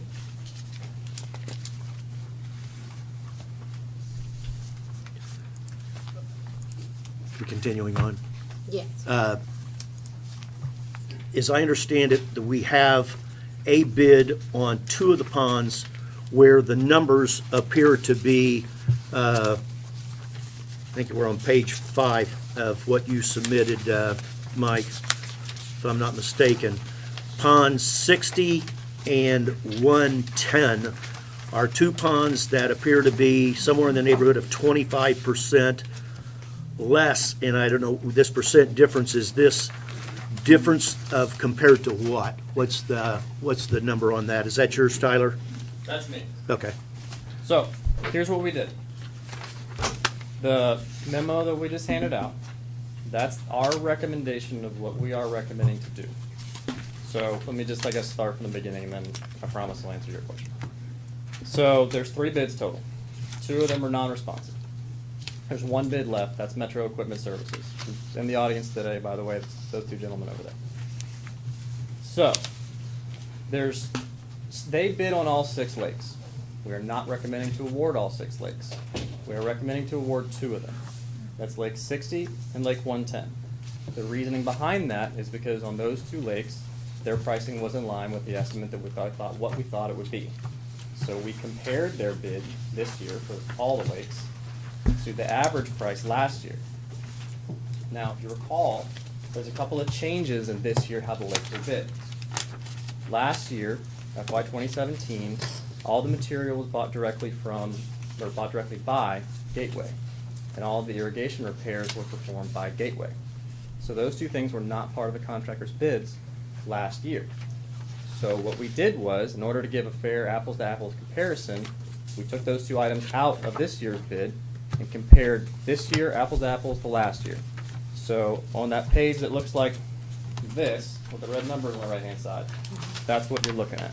So the percent difference column, that's the average linear foot price last year, which was $207.34, compared to the linear foot price of those lakes this year. So Lake 60 was down 24.63%, Lake 110 was down 26.54%. So that's the reason basically we're recommending to move forward with those 2 lakes. The pricing was good. Those 2 lakes were on the priority list to get repaired. They were bid out. Their bid was responsive. That's our recommendation. We had better prices on 2 of those other lakes but because of what we just talked about and the fact that they were non-responsive, that took those out of the picture. That's correct. So the pricing for Lake 119 and 121, the low bidder was Fisher Brothers. So like we just talked about, their bid was determined to be non-responsive. Even though the pricing was good, their pricing was actually down 29% and 21% from the average as shown there. But because they're not responsive, Gateway's not able to award them a contract. So if we went out for rebid, and there's no guarantee that that these same companies would go through the process again, it sounds like to me there could be a high likelihood that the non-responsive bidders could qualify if they had the right paperwork. Correct? I never engage in those kind of hypotheticals or assumptions. I mean, from what I understand from the pre-bid, there was a pre-bid conference, there was an addendum that was, 3 or 4 pages long with numerous questions that were asked by the bidders. And I can't tell what would happen. Well, let me say it this way. Is there anything precluding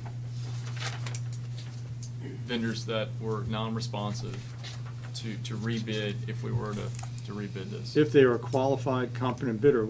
Just let me read for the record too, a building contractor. Associated Fisher Brothers Industries is a building contractor. A contractor whose services are limited to the construction of commercial buildings and single dwelling or multiple dwelling residential buildings. And that's all they can do. Yeah. No, I I mean, understand. so I mean- I was thinking more along the lines, I think, the first one that sounds like it was just. Seabreeze? Yeah. Go ahead, Don, I'm sorry. So I guess it depends on what it is that you would like to rebid. The problem that you have now is that you have a low bidder that is responsive. We are recommending to award. It depends on what you want to rebid. If we're talking about rebidding the lakes that we're not recommending to award, I don't think you're going to have an issue as far as the award of that contract. If you're talking about rebidding all of the lakes, I think there's a very, very high probability that you're going to get a bid protest, and then we're not going to do anything this year. And I was thinking more lines with the, those lakes outside of the recommended ones, just hypothetically. So in your deal, Outside the two, in other words, that are Outside recommended. of just. your recommendation singularly is to award the bid on 60 and 110? That's correct. And So- then you're not making, or you're raising or posing the question of what's your flavor for the other 4? Is that kind of what you're saying? Yes. Okay. And what's the cost for 119? Why are we not recommending that? 119 and 121 were the two that Fisher Brothers was low Oh, on. okay, got it. That's good. Yeah, and Well, they're, I'm sorry. they were non-responsive, right? So don't we strike there? Well, that, we haven't done that yet, but that's some of the action that we're recommending Okay. that the board take. Yeah, this is going to be ultimately. one long motion. I can see that coming. I would suggest a couple separate Do motions. separate motions, Yes, yeah. sir. Okay. And I know there was issues with the proper documentation being received or included in the bid packet, is that? That is correct. So the documents that were advertised by Gateway did not include the FDEP supplemental conditions. So what those are is because you're getting money from the state, you are required to basically make the contractors adhere to certain conditions during construction. They're called the FDEP supplemental conditions. There's things like Davis-Bacon wage rates. There's a bunch of items in there. It's about a 26-page document. So, it was not advertised in the documents that Gateway put out. We have talked to the DEP. We have confirmed with them that it's unfortunate, but it's not an issue. What needs to happen is the contractor needs to sign those supplemental conditions, provide them to Gateway and the DEP, and then after the contract is awarded, issue a change order to the contract to have them added. So, we've already got that signed and acknowledged by the contractor. The contractor has signed that form in the event that they should be awarded the work. So, that part is not an issue.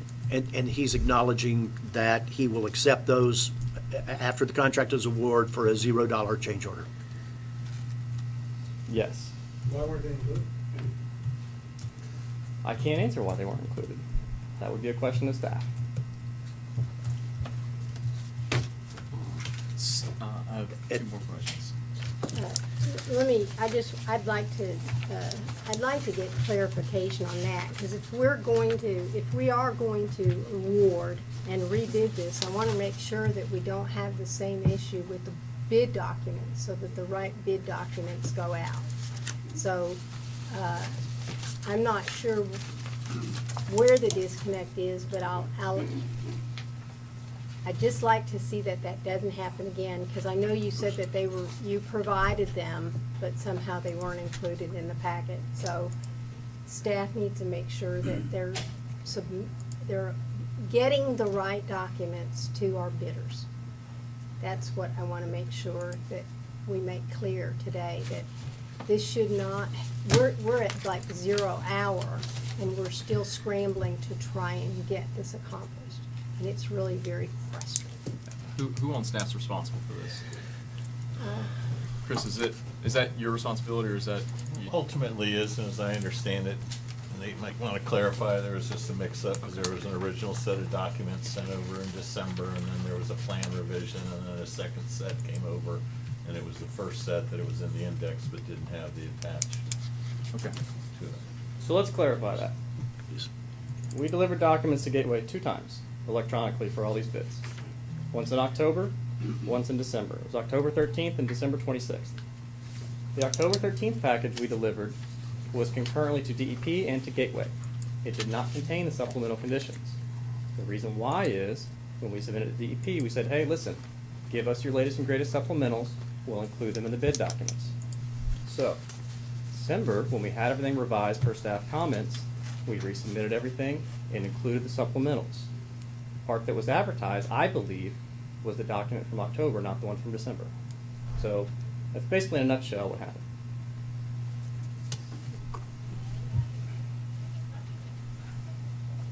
Yeah. So Any here, questions? so Tyler, I appreciate you going to you or whoever put this together, going to the effort of really providing input so we can understand the linear foot cost. Because what my opinion was, we addressed the most severe lakes first, and so on and so forth.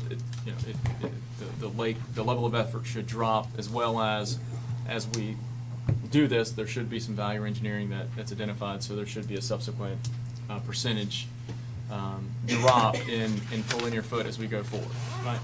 That's a fair assumption. Yes. What I don't know is, and because I'm not an engineer, is what were we kind of shooting for as far as a percentage? And I was, hypothetically, I was thinking around 25% would probably be a good shot for this next range, because they're the next in the list, and as we go down, we'll continue to drop, and I'm sure we'll hit a balance point at some point. The material costs, I just want to make sure I understand it. So with the linear foot average from 17 and 18, that's minus all material costs? It's just the materials that Gateway bought last time. So it's just the TRM, the anchors, the pins, and the non-woven. So that's what Gateway supplied last time. Now, there's a separate conversation that I was going to mention with this was, we've talked to staff previously about, you got 25 rolls of TRM laying out there. And I know staff has said that they're going to save it for future projects. I don't know what those future projects are, but there's, in my mind, absolutely no reason why you shouldn't be using that on this project right now. There's probably in replace of the contractor's bid. So, because I thought, aren't we using TRM for a portion, and we're just substituting the coconut matting in those areas? That's so correct. If we've got product here, why, if we're that doesn't make any sense to me. So I'm with you on that. Doesn't make any sense to me either. Staff is of the opinion that there's, first of all, is my understanding that none of the SRF monies was used to buy the excess material we have.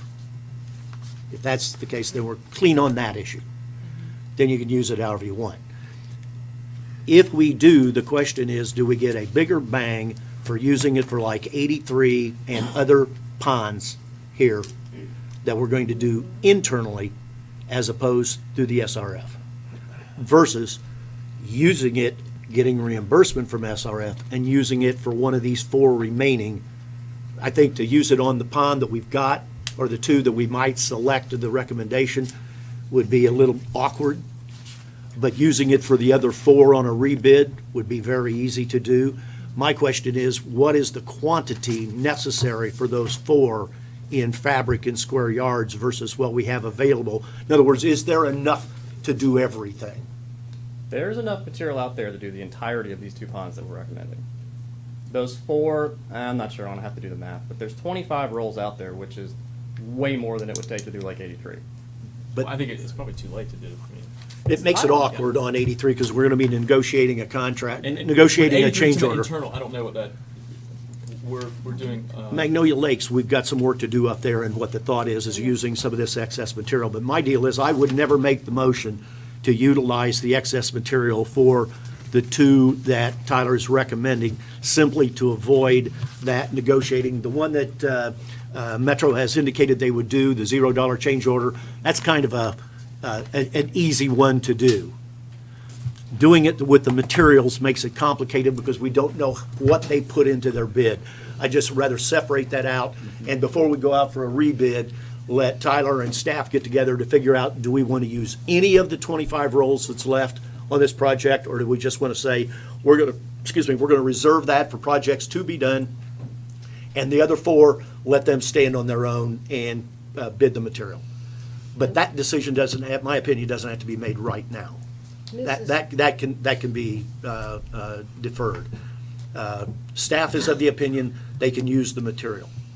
Okay. Mrs. Flaherty has a couple questions. I'd like to throw the floor to her, and then I have another question to ask. Do you want to go first? Go right ahead. Okay, thank you very I'll much. wait. Okay. Staff is recommending that we put all 6 lakes out to bid. Okay? I would like to hear from staff exactly why. I know you said because of the low bids and everything. Is there any other reason? Because your recommendation is important. Sure. Thank you, ma'am. We have one bidder. That's basically. And I don't like proceeding with projects, especially ones of the magnitude of the dollars that we're looking at with one bidder. Doesn't really give me anything to compare to. When you look at the price that we did get from Fisher Brothers, and there are some issues there, but there's $300,000 difference compared to what Metro bid on those same 2 lakes. I've talked to several of the other contractors. If we rebid, there would be more contractors bidding on the projects. The only problem is rebidding. Right now, we don't have enough. We have to advertise for 30 days. We would be looking. My thoughts of rebidding would be doing some of these lakes at the end of this year. We would send out the bids in October, get them back in November, award December, go. That. To piggyback on that, because your recommendation, it was that to rebid them, but also it says staff could support the engineer's suggestion to award contract 1 and rebidding the rest of the lakes. So you could support their suggestion of picking the 2, cherry picking the 2, and then rebidding the 4. Yes, ma'am. If the board was so inclined to move forward and felt that you needed to move forward. Go ahead. But you're still saying there's a $300,000 difference. In the one on one of those contracts, in contract 2, yes. All right. Ma'am, But that's not one of them we're picking. After Ms. Flaherty, I'm sorry, I have I'm some not doing questions that. I think are important for the board. Okay. And are we all comfortable with the fact that this next set of ponds are, in theory, only 16% less difficult than the first ones? I mean, I know I'm taking a stretch there a little bit, but. I did want to have one thing. You asked a question, Mr. Banks, with regards to what happened with the contract stuff, that documents that were sent to staff to put on the web pages. I can't. I think we already addressed that. You don't have to go into But that. I can't edit them. I mean, what was given to us, we uploaded. So That's fine. We've already addressed that. I think it's more around, do we feel comfortable spending this amount for these ponds at this time. Did the world get the opportunity to bid the first time? And we only got 3 bids? I'm sorry. Did the world get the opportunity to bid the first time? I Is think, that- Madam was that Chairman, the you may, Ms. Flaherty, I think you had a question. I'm sorry, Mr. Gephardt. Yeah, if the world had a chance to bid, we only got 3 and 2 were disqualified, what are we talking about? Thank you, Bob. I think Mrs. Flaherty has a question too, Madam Chair. You can go right ahead, I'll wait till you're finished. I wanted to follow up with Mike, because you're saying that there's a $300,000 difference between 2 bids, but they're not the ones that we're considering going forward with. Correct, man. I was just trying to demonstrate that there's I just there's wanted- money left on the table on these lakes. And I just wanted for clarification that we're not picking Those those ones. lakes Yes, that you're ma'am. talking about. There's a Correct. $300,000 difference. Correct. And there was also some question, and I want this clarified, because the DEP stated that they would accept the documents after the fact via phone, and we wanted to get that in writing. And have we been able to get that in writing? And I'm looking at both of you, because I know. So Mike's saying no. Okay, well, Mike's not telling you the truth. Yes, you have it in writing.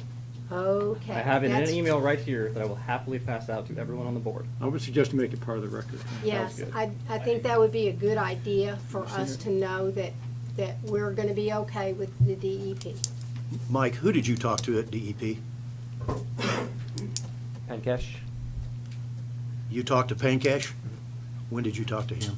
I spoke to him several times last week. I don't understand why he would deny he's ever talked to you. Chris was there. Chris was in the office when I spoke to him. Well, I don't understand. He told you specifically they would not allow it. No, he said they would, but he wouldn't provide that to us in writing. Did you ask for it in writing? Yes, I sent an email. I don't know what's going on. I've never, in my 40 years, had this type of a deal happen. I don't get this at all. But anyway, the issue is we have it in writing, and they will do it. I Right, know that's up- what I wanted to I make know up- sure of. I know up north, we've done it before. And I wanted to make sure that we did have that in writing. Now, the other one is that we've been doing, just to get it out on the record, is, Oh, are we thank under, you. are we under contract with We're- Corbett right now? Light reading. We're under contract with him to do what? Before we get into that. Well, the reason I ask is it's critical. And I It's understand, critical. and we'll get back to you, but I actually, I'm sorry, Kathy, I interrupted you, so I'm gonna let you finish your questions. Okay. In front of me, I have the 2014 letter from the South Water Management, and also the report that came out, because prices are totally different. However, what I'm wondering is why we have not received anything else from the South Florida Water Management District concerning these ponds at some kind of forward to do them, some kind of information that would be helpful, what they would like, so that we would meet the requirements. Well, you got 2 options with state regulatory agencies. Option 1 is you wait until they tell you to do something. You can absolutely do that. That's an option you can take. Option 2 is you comply with your permit and you keep the lakes in a condition that they were permitted to. So in 2014, you didn't. You had a resident complain. The resident complained to the state issued you a non-compliance letter. You can absolutely do that. You can continue down that path. You can leave the lakes alone, and they can take enforcement actions when they see complaints. Now, to be very blunt with you, they're not going to be proactive. They're not going to go out. They're not going to inspect all these lakes. They're not going to go give you a list of what you need to repair. They're going to rely on people coming and complaining to them, then doing retroactive enforcement. So why haven't you received a letter from the state since then? That's your question? Yeah. Basically because you've been working on ponds since then.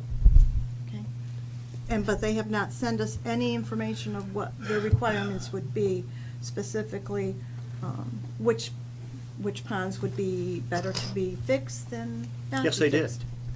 Yes, I they did did. not- I didn't get that. Yes, they did. Well, that's about 3 years ago. That's why you didn't get it.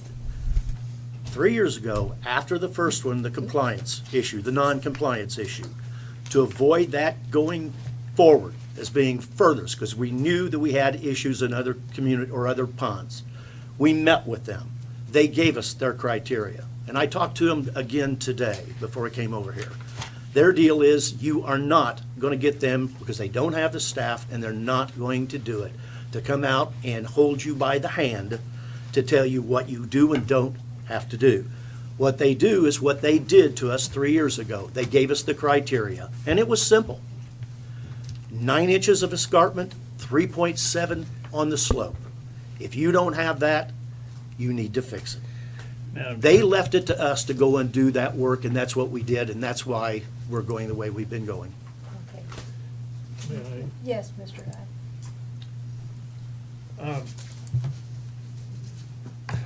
when we started this project several years ago, one of the things that we tried to do was to pre-qualify bidders. And as I recall, there are contractors across the state, from Jacksonville to Miami to all over, that do this kind of work. And we wanted to obtain bids from folks who had done this before, who had experience, who would give us the very best price. It looks like we have forgotten that, or am I wrong? No, sir, we haven't forgotten that there's many contractors out there that do this type of work, and we actively reach out to those contractors to try to get them to bid, quite frankly. We had 7 contractors show up at the pre-bid meeting. Only 3 actually submitted a bid, and 1 only submitted a bid on 1 contract. So by all means, we would love to have more contractors. I think there's probably a lot of reasons why you didn't get more this year. One reason is you're not going to award the project till March, and they've got to be done by May. That's tight. It's hard to do. I mean, you got to be a pretty big outfit that can get things done in order to even do that. So I think So that's we're behind one. the 8 ball again. Absolutely. Yes. I think another reason is just the economic situation you're in. People are busy. You know, contractors that used to come from the East Coast over here to do work, they're going to drive over here. There's plenty of work over there.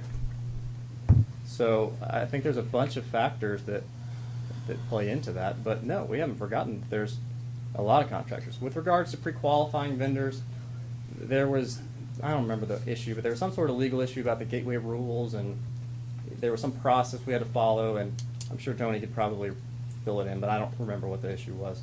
But as far as getting more contractors, by all means, I would love to have more, but it was advertised to everybody in the world. We only got 3 bids. How was it advertised? It was advertised in the local newspaper, because that's a requirement through state statute, and it was advertised through Demand Star, which is an online publication that distributes to thousands of people. And you had a question that I'll refer it back to you. Are you finished? I'm sorry. No, I have one statement that Okay. I would like to make. Considering the complexity of this project and its convoluted, expensive, single bidder, I cannot find myself to vote in favor of this. Yeah.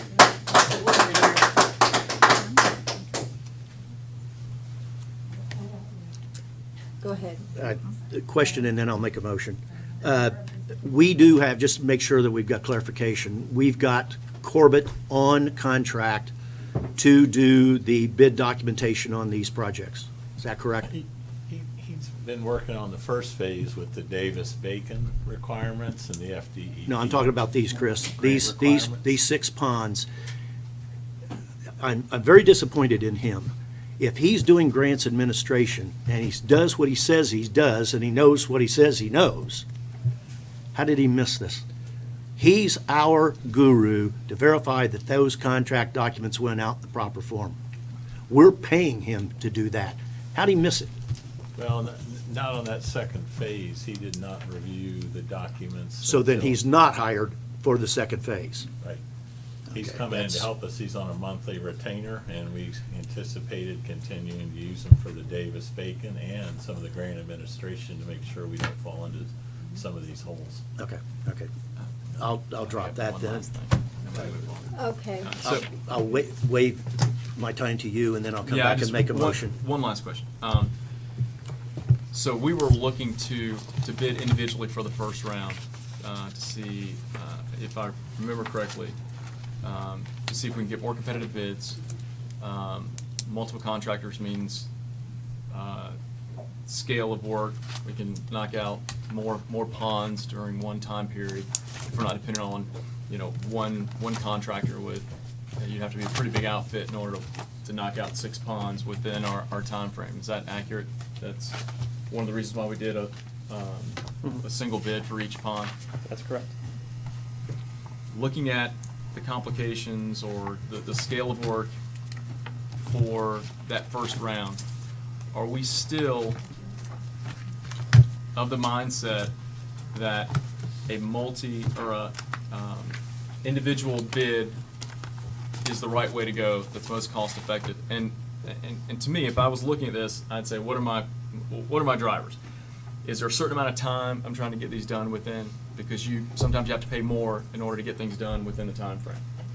If time is not a driver and cost is, then I'm looking at the lowest price per unit over a period of time that's acceptable. I believe that these ponds have to be fixed. If you look at any of them, you can tell they're in disarray. I mean, they're in really bad shape. They need to be fixed. Where I struggle is the amount of money that we're spending on these lakes.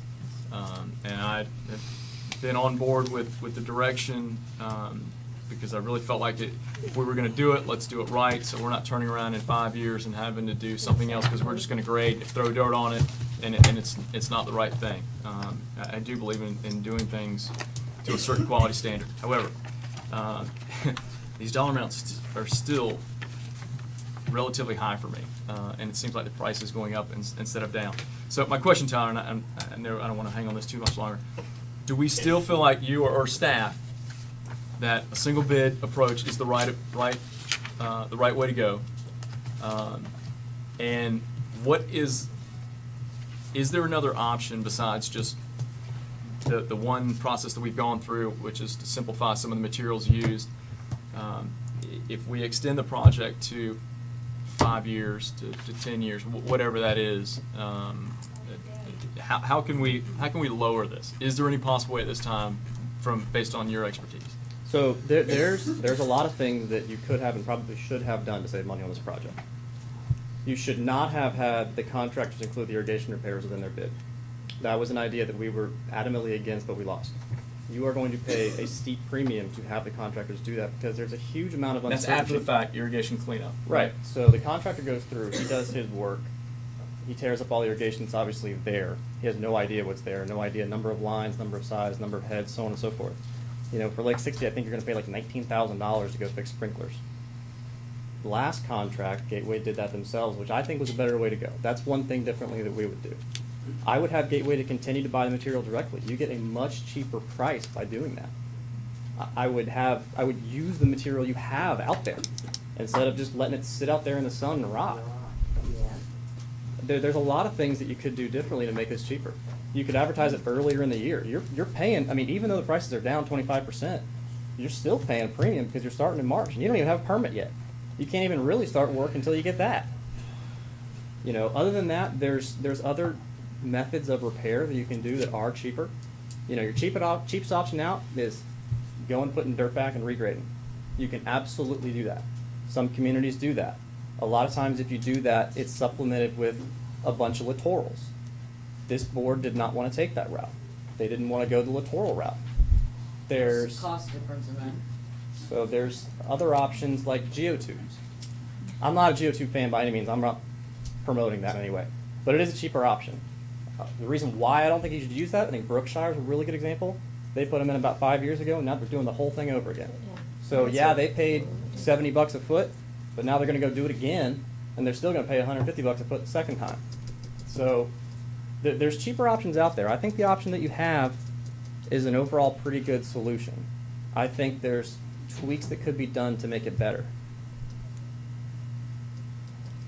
Madam Chairman, public comment?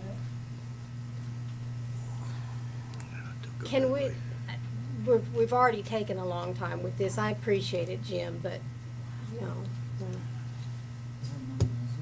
I'm going to make a motion. Make the motion that we proceed with the award of contract to Metro for Pond 60 and Pond 110 on the basis that they are the low responsible bidder that best, what's my wording? Most advantageous to the district. Most advantageous to the district, and that price is very advantageous if you compare it with the other bid that we did receive, which even granted is not responsive for other reasons. Their price was half of those others. My fear is going out, putting all of these out for rebid and having the price go higher. Our skirts are up right now, and we played our cards. It's out of our hand, and these prices can come back ridiculous. Everybody knows what everybody has done, and that's the problem when you have public bidding. My second part of the deal is on the, I guess we would do it this way, is that we would not accept the bids of, Or determine that the bids by Fisher Brothers or FBI Industries, whatever the entity is, and Seabreeze were non-responsive, and reject those bids for being non-responsive with the bid documents and bid requirements. that is my first motion. So you're, Going with the two good low bids that we have that result in savings of about 25%. And what length are those Engineer's records? 60 and per our engineer's recommendation. Ponds 160 and 110. Okay. 60. Isn't that correct? 60 and 110. Okay. No. I will second the motion for discussion.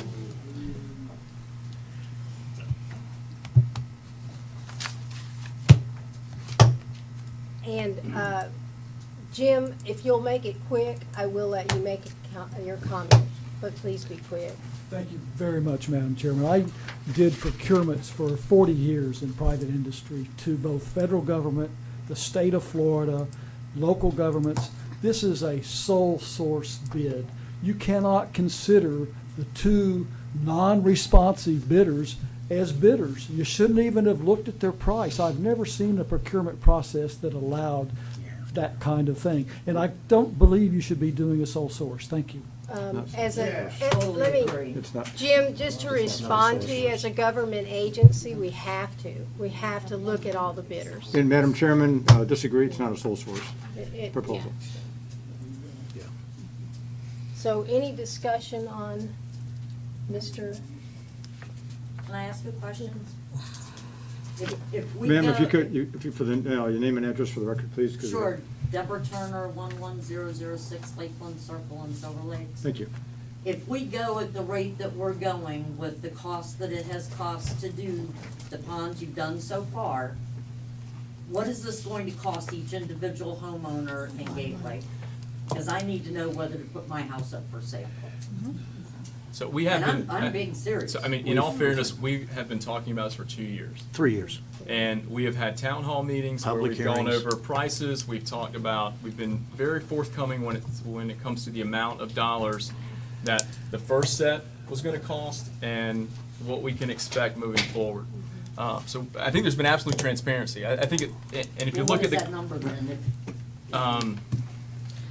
I'll refer you to staff after the meeting. Give them your email and. Okay, well, I guess, Madam Chairman, if I may, just, first of all, members of the audience, I think that the chairman is in charge of the meeting, so if anybody wants to get up there and speak, they could request that opportunity from the chairman so we can maintain the quorum and order. Secondly, at the hearing that was held, the town hall meeting, actually the assessment hearing that was held at the church, the board discussed what the estimated maximum project cost would be at that time and talked about the funding sources. We had the validation process. I don't have all that information And the with me. costs have gone up significantly since. Ma'am, if I may finish. We had numbers at that time predicated upon a certain cost. I don't have that information, but it's readily available at the district website or the district offices. And Tyler, I don't recall what price per linear foot was estimated for that validation proceeding. Do you recall? I don't want to tell you a number because I don't remember the exact number. If I tell you the wrong one, then someone's going to say we told you the wrong number. I don't remember it. I'd be happy to get it. I think Stephen can look up what the assessment is per lot. No, it's not per lot. It's based upon what the estimated project cost was. We had an estimated project cost. I don't remember the number that was at We that would hearing. like to And know ma'am, per and lot. ma'am, it's in those records. We just don't have it off the top of our head. Okay, but you can get that for me? I get it right after the Awesome. meeting. Thank I'll get it to Yep. you directly. I mean, I guess if it's okay if I add one more thing. Certainly. I mean, there are cheaper ways to do this. I do agree with that. However, I think the pricing you got on these two lakes you got right here are actually pretty good. And that's the reason why we're recommending them to you. The reason why we're not recommending the other four is because those prices were high and we thought, hey, if they're high, don't do it. The pricing you got on those two lakes that we're recommending, I don't think you're gonna really get that much better. There's little things like irrigation and using the material like we talked about. But the pricing you got is pretty good. I mean, it's pretty competitive with what's been going on right now in this economy. So I want to end with that. Well, I mean, for the record, I'll say that, you know, Tyler, based on what you're saying, I mean, when you look at 26% difference, I think that is about as reasonable as we're going to get. However, and I'm on the fence of whether to approve these first two or not, but I will tell you that moving forward, we have to change how we're approaching these ponds, because I personally cannot swallow spending more money as we keep going when, you know, it's hard for me. Well, let me tell you something. Wasn't gonna bring this up, but I will. We all read the paper. We all know what's going on here. I made a phone call today. I talked to the guy on the East Coast that's the low bidder on the project over there. He happened to come over here when we were doing, remember 106, 107, and 108? He's putting in the project at Walnut Creek. He's got the bid. He's using the geotube. I said, what do you think about the geotube at Gateway as an alternative for cutting the cost? He says, I'll tell you now what I told you 2 or 3 years ago when he met at Tetra Tech's office and came up to Gateway. He says, they will never work in Gateway. That cheap method won't work in Gateway. That was his words today. And the reason, may I have to finish, please? The reason is our soils, our differential in the head, the water level shifts things. All of those things, he said, it will not work. And in fact, he wouldn't even bid a project over here if you're doing anything other than what we're doing. And that came straight from Bill Anderson, who is the president of the firm that won the bid at Walnut Creek. There are cheaper ways, Doug. There's a lot cheaper ways. But we have restrictions. Restriction 1 is we have heretofore said we're not going to put littorals in on residential property, which rules out any way to avoid erosion other than stone and matting. And then the second thing is the soil that we've got makes that geotube. Remember, we tried geotube, if you recall. We did. Pond 104, it was a disaster. It wouldn't work. You couldn't compact the soil. So it's just not the way to go. I think what we're finding is what Tyler and staff worked out with as a happy medium of a combination of filter fabric and the Armamax. If we can continue that to where we have bad areas that we need to put in the filter fabric, we put it in. But every place else, we go with bringing in the material, the fill material. We put in the fabric, not the Armamax, and we put in the stone, period. Only exception is where we have a pond with a development order that requires littorals. We have to meet the littoral requirement. And my concern from the beginning was that we don't want to have to be repairing the lakes over and over and over and over again. Can't afford to do that. We want to do something that's going to last. That's. Yeah. So we've got the Say, question. call the question. I'm sorry, Mrs. No, that's Flaherty. okay. I'll ask after. Okay, I'll call the question. And the motion was to go ahead and award the bid for Pond 60 and 110, and reject, Order to Metro. To And- Metro as the and- low responsive, responsible Okay. bidder that And- best and meets our needs. Right, and in conformance with the bid documents and the district's rules, and to determine that the bids by Fisher and Seabreeze were unresponsive and not qualified. Okay. And one other item. And that the contractor has heretofore acknowledged that he will sign a $0 change order for the missing Davis-Bacon and DEP supplemental general conditions. okay, I want to get that in there. all right, all in favor? Aye. Aye. Aye. And opposed? No. No.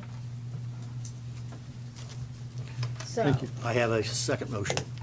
okay, That we immediately go out and on the other 4 projects or other 4 ponds, immediately advertise to rebid those and see if we can't get either these contractors to come back in that were non-responsive to come back in responsively, and/or to get one of the other 7 bidders, and not even throwing out the one that Metro, that the other bidders will come back in and give us good, responsive, responsible bids on those other 4 ponds. well, we already know that one of ours probably isn't qualified to do this kind of work, is that correct? Well, Madam Chairman, first of all, I think we need a second for that if you want to have any Oh, discussion on I'm that. sorry. And if you wish to second it for discussion.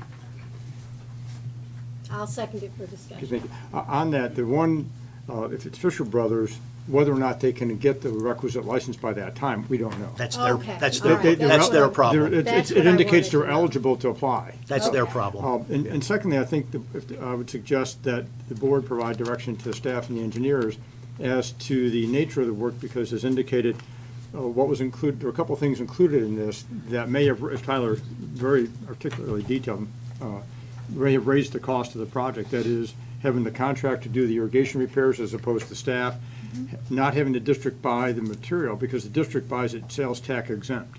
And so that's a 6% savings right there, and whatever other markup might be there for any other administrative storage cost at a contractor. And I'm not sure what else you mentioned, Tyler, that may have been a basis for the increased cost. Just the timing, but you can't do anything about that now. Okay. Well, we have to advertise for what, 30 days? 30 days, yes. 30 days.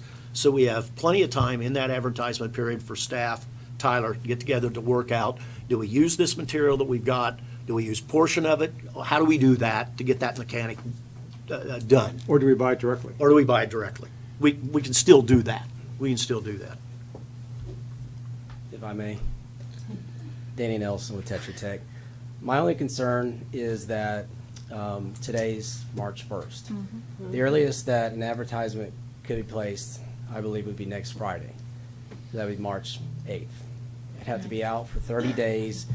The earliest we could bring it back for a recommendation, unless there was a special meeting held, would be the second meeting in April. And you would not be awarding the project until sometime after that second meeting in April. You could not be starting work until May. So I think you've got 2 lakes that are going. I think we would, like more, but I think since there are other things that we're looking at here, possibility of reaching out to other vendors, seeing that existing or previous bidders who are determined not qualified can get their, act in order, and we can maybe address some of these internal issues about possibly using material or not using material,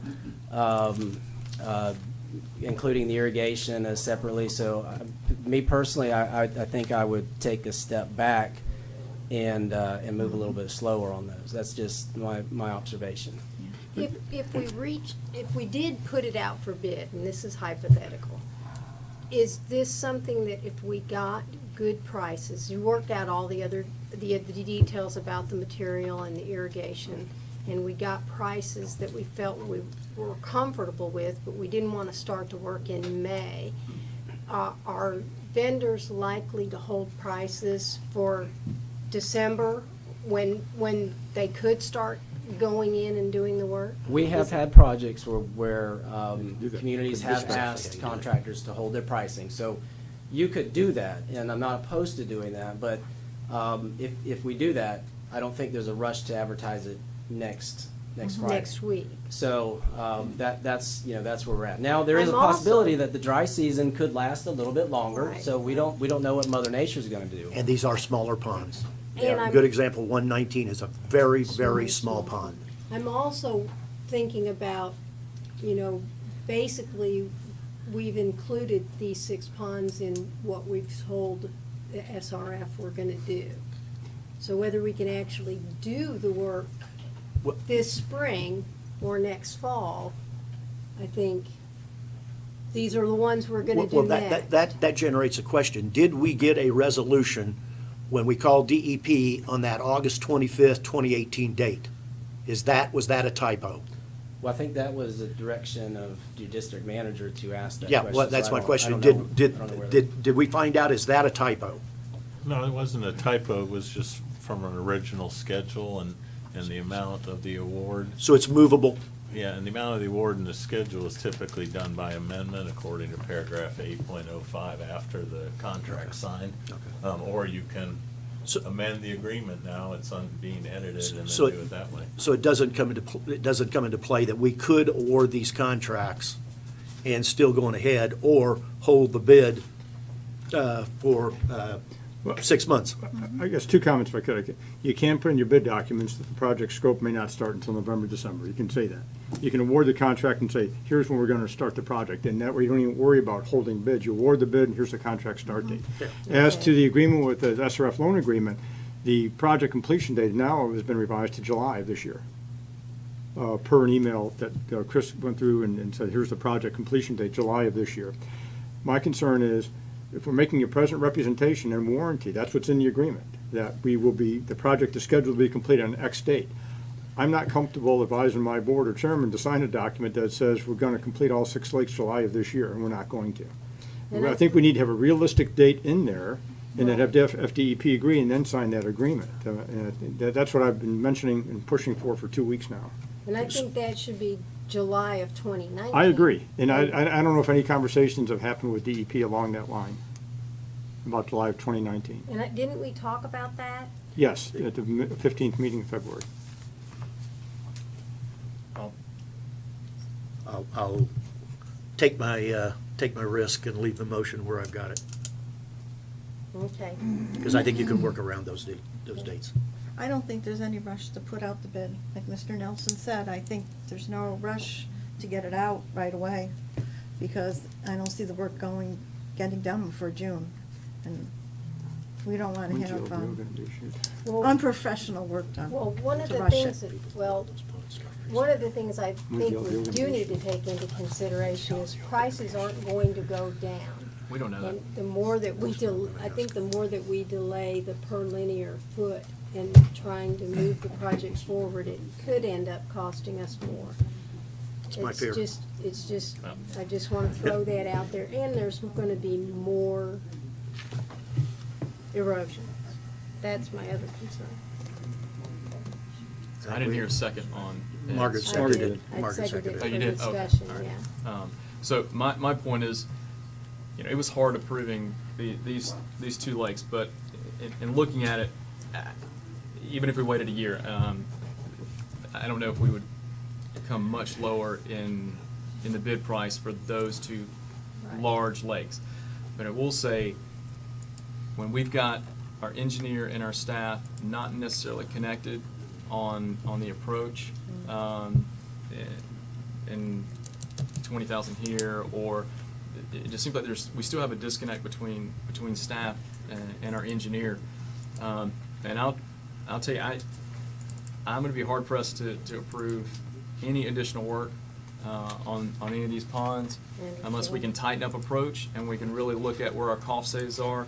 And we should be setting some type of threshold that we're looking for each one of these ponds and phase iterations for what our linear square foot cost should be. I agree with And if that. we're not there, then we don't approve and we don't move forward.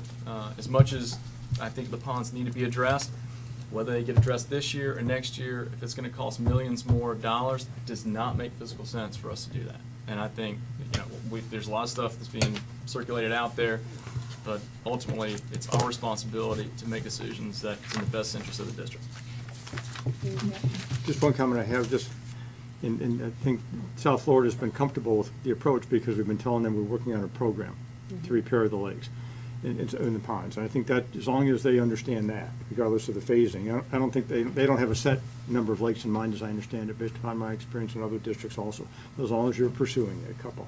No, So- I mean, the state wants you to do something. not Plus, there's a do liability issue with drop-offs. nothing. I mean, that's essentially what they look for. The state wants you to comply with your permit. I mean, as simple as that. But they don't put a timeline on They it. don't put a timeline, they don't say you must, unless they get a complaint from someone and then they issue enforcement action. That can happen.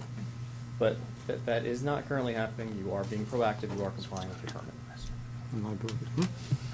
So realistically, if you were to get with staff and you were to make an agreement on what we were actually gonna bid on, whether the next 4 lakes would use the material we already have, when do you think the soonest is that you could advertise this? I mean, let me address the first part first. So, as much as I really don't want to get the board down to the nitty gritty of this, we already told staff, hey, you should use that material out there. You should not put irrigation as part of the contractor's bid. They said no. So that's where we're at. I mean, unless the board changes that decision, I don't know if I can sway Chris and Mike anymore in that. I mean, I'm not sure what to do We there. just need justification. I mean, Chris, if you and Mike feel like that there's a cost save somewhere else, if we can just show it and justify it, then it's easy for us to say, okay, well, that makes sense. Yeah. But us flying blind saying, I don't know what Chris and Mike's, what they're thinking, and it could be absolutely, justifiable in their mind and their plan, but not having that information, to me, is, But we have a price right now. We have a bid price for this. So we can sit and talk. We can talk with Abby and his people. We can negotiate a change order to redo that and change it if we feel that it's necessary. I don't know that we have sat down and looked at that yet to whether that's doable. I don't know about the fabric. That's a tough one because of the way that was bid. Tough to kind of pull out. But the fixing the irrigation deals, that's pretty easy to pull out because it's identified. Okay. So it's something that we can talk about in the next couple of weeks, because as I understand it, we still have another hurdle. We don't have an LDO. And that's what scares me more than anything. Where are we on the LDO? Have we gotten a formal turn down denial of our original LDO yet? Has that come in? Because that was what I was understanding that we were waiting on. Again, we were not tasked to do that. Staff said that they were going to do that themselves. Okay. However, I'm asking Chris or Mike, do we have a date?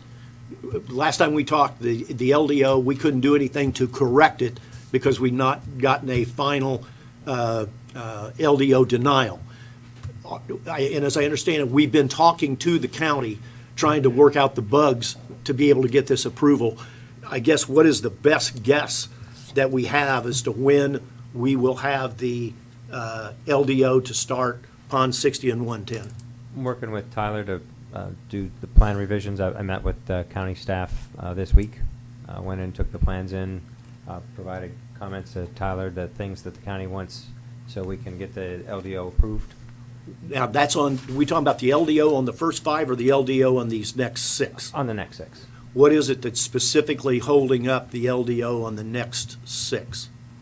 Because I thought when I saw it on the paper, on the website, it was a denial because of transportation. No, that went away. And that went away. And then the other one was environmental. That went away. That They went away. stipulated. So what is specifically the issue that they've got that they're hung up with? it's literally as dumb as this, quite frankly. for the record. For the record, there's a box on our plans that say control elevation is X, mean low water elevation is X. It's all in 1929 datum, because that's what your entire community was NGVD. developed in. NGVD, yeah. County says we want an 88 datum. Which is an Redo the AVD. box. Can they subtract, no, this is a tough question to Well, ask. Can they subtract Can they it? subtract 1.13? I'll give you one even better. Right below the box, we gave them the conversion factor and said to convert to 88 minus 1.15 feet. And they said, no, you got to redo the plan and do it the other way. Show it in 88 and show the conversion factor at 29. So how long will it take to accomplish that? Plans are already done. I assume that Mike can submit them tomorrow. Okay. And that So is we'll the, do that. that's to our knowledge, the only thing that's left that's holding up the issuance of the LDO? Yes, sir. Okay. Then I'd call the vote for the other issue, second Okay. motion. So, and I'm sorry, I didn't answer your question from earlier. I got the first part, not the second part. As far as getting them out rebid, I mean, your paperwork is essentially done. I mean, if you can nail down those last couple issues that we don't agree upon, which I don't know if you're gonna get any change on, I mean, there's no reason why you can't re-advertise them tomorrow, pending getting it in the newspaper. okay. Now, not to say you gotta do them right now. I mean, Right. You can delay until whenever you want, but Right. as far as getting them re-advertised, I don't see why you can't do it tomorrow. Okay. So that was the motion to re-advertise these other four. Yes, my fear is price is gonna wait till next year, price is gonna go up. And then we're gonna be sitting here trying to figure out how we incur another $150,000, $200,000. So I will call that vote. All in favor? Aye. Aye. All opposed? No. No. That one fails, so You know? Let we'll, me take a break. okay, 5-minute break has been requested. I sent all those things to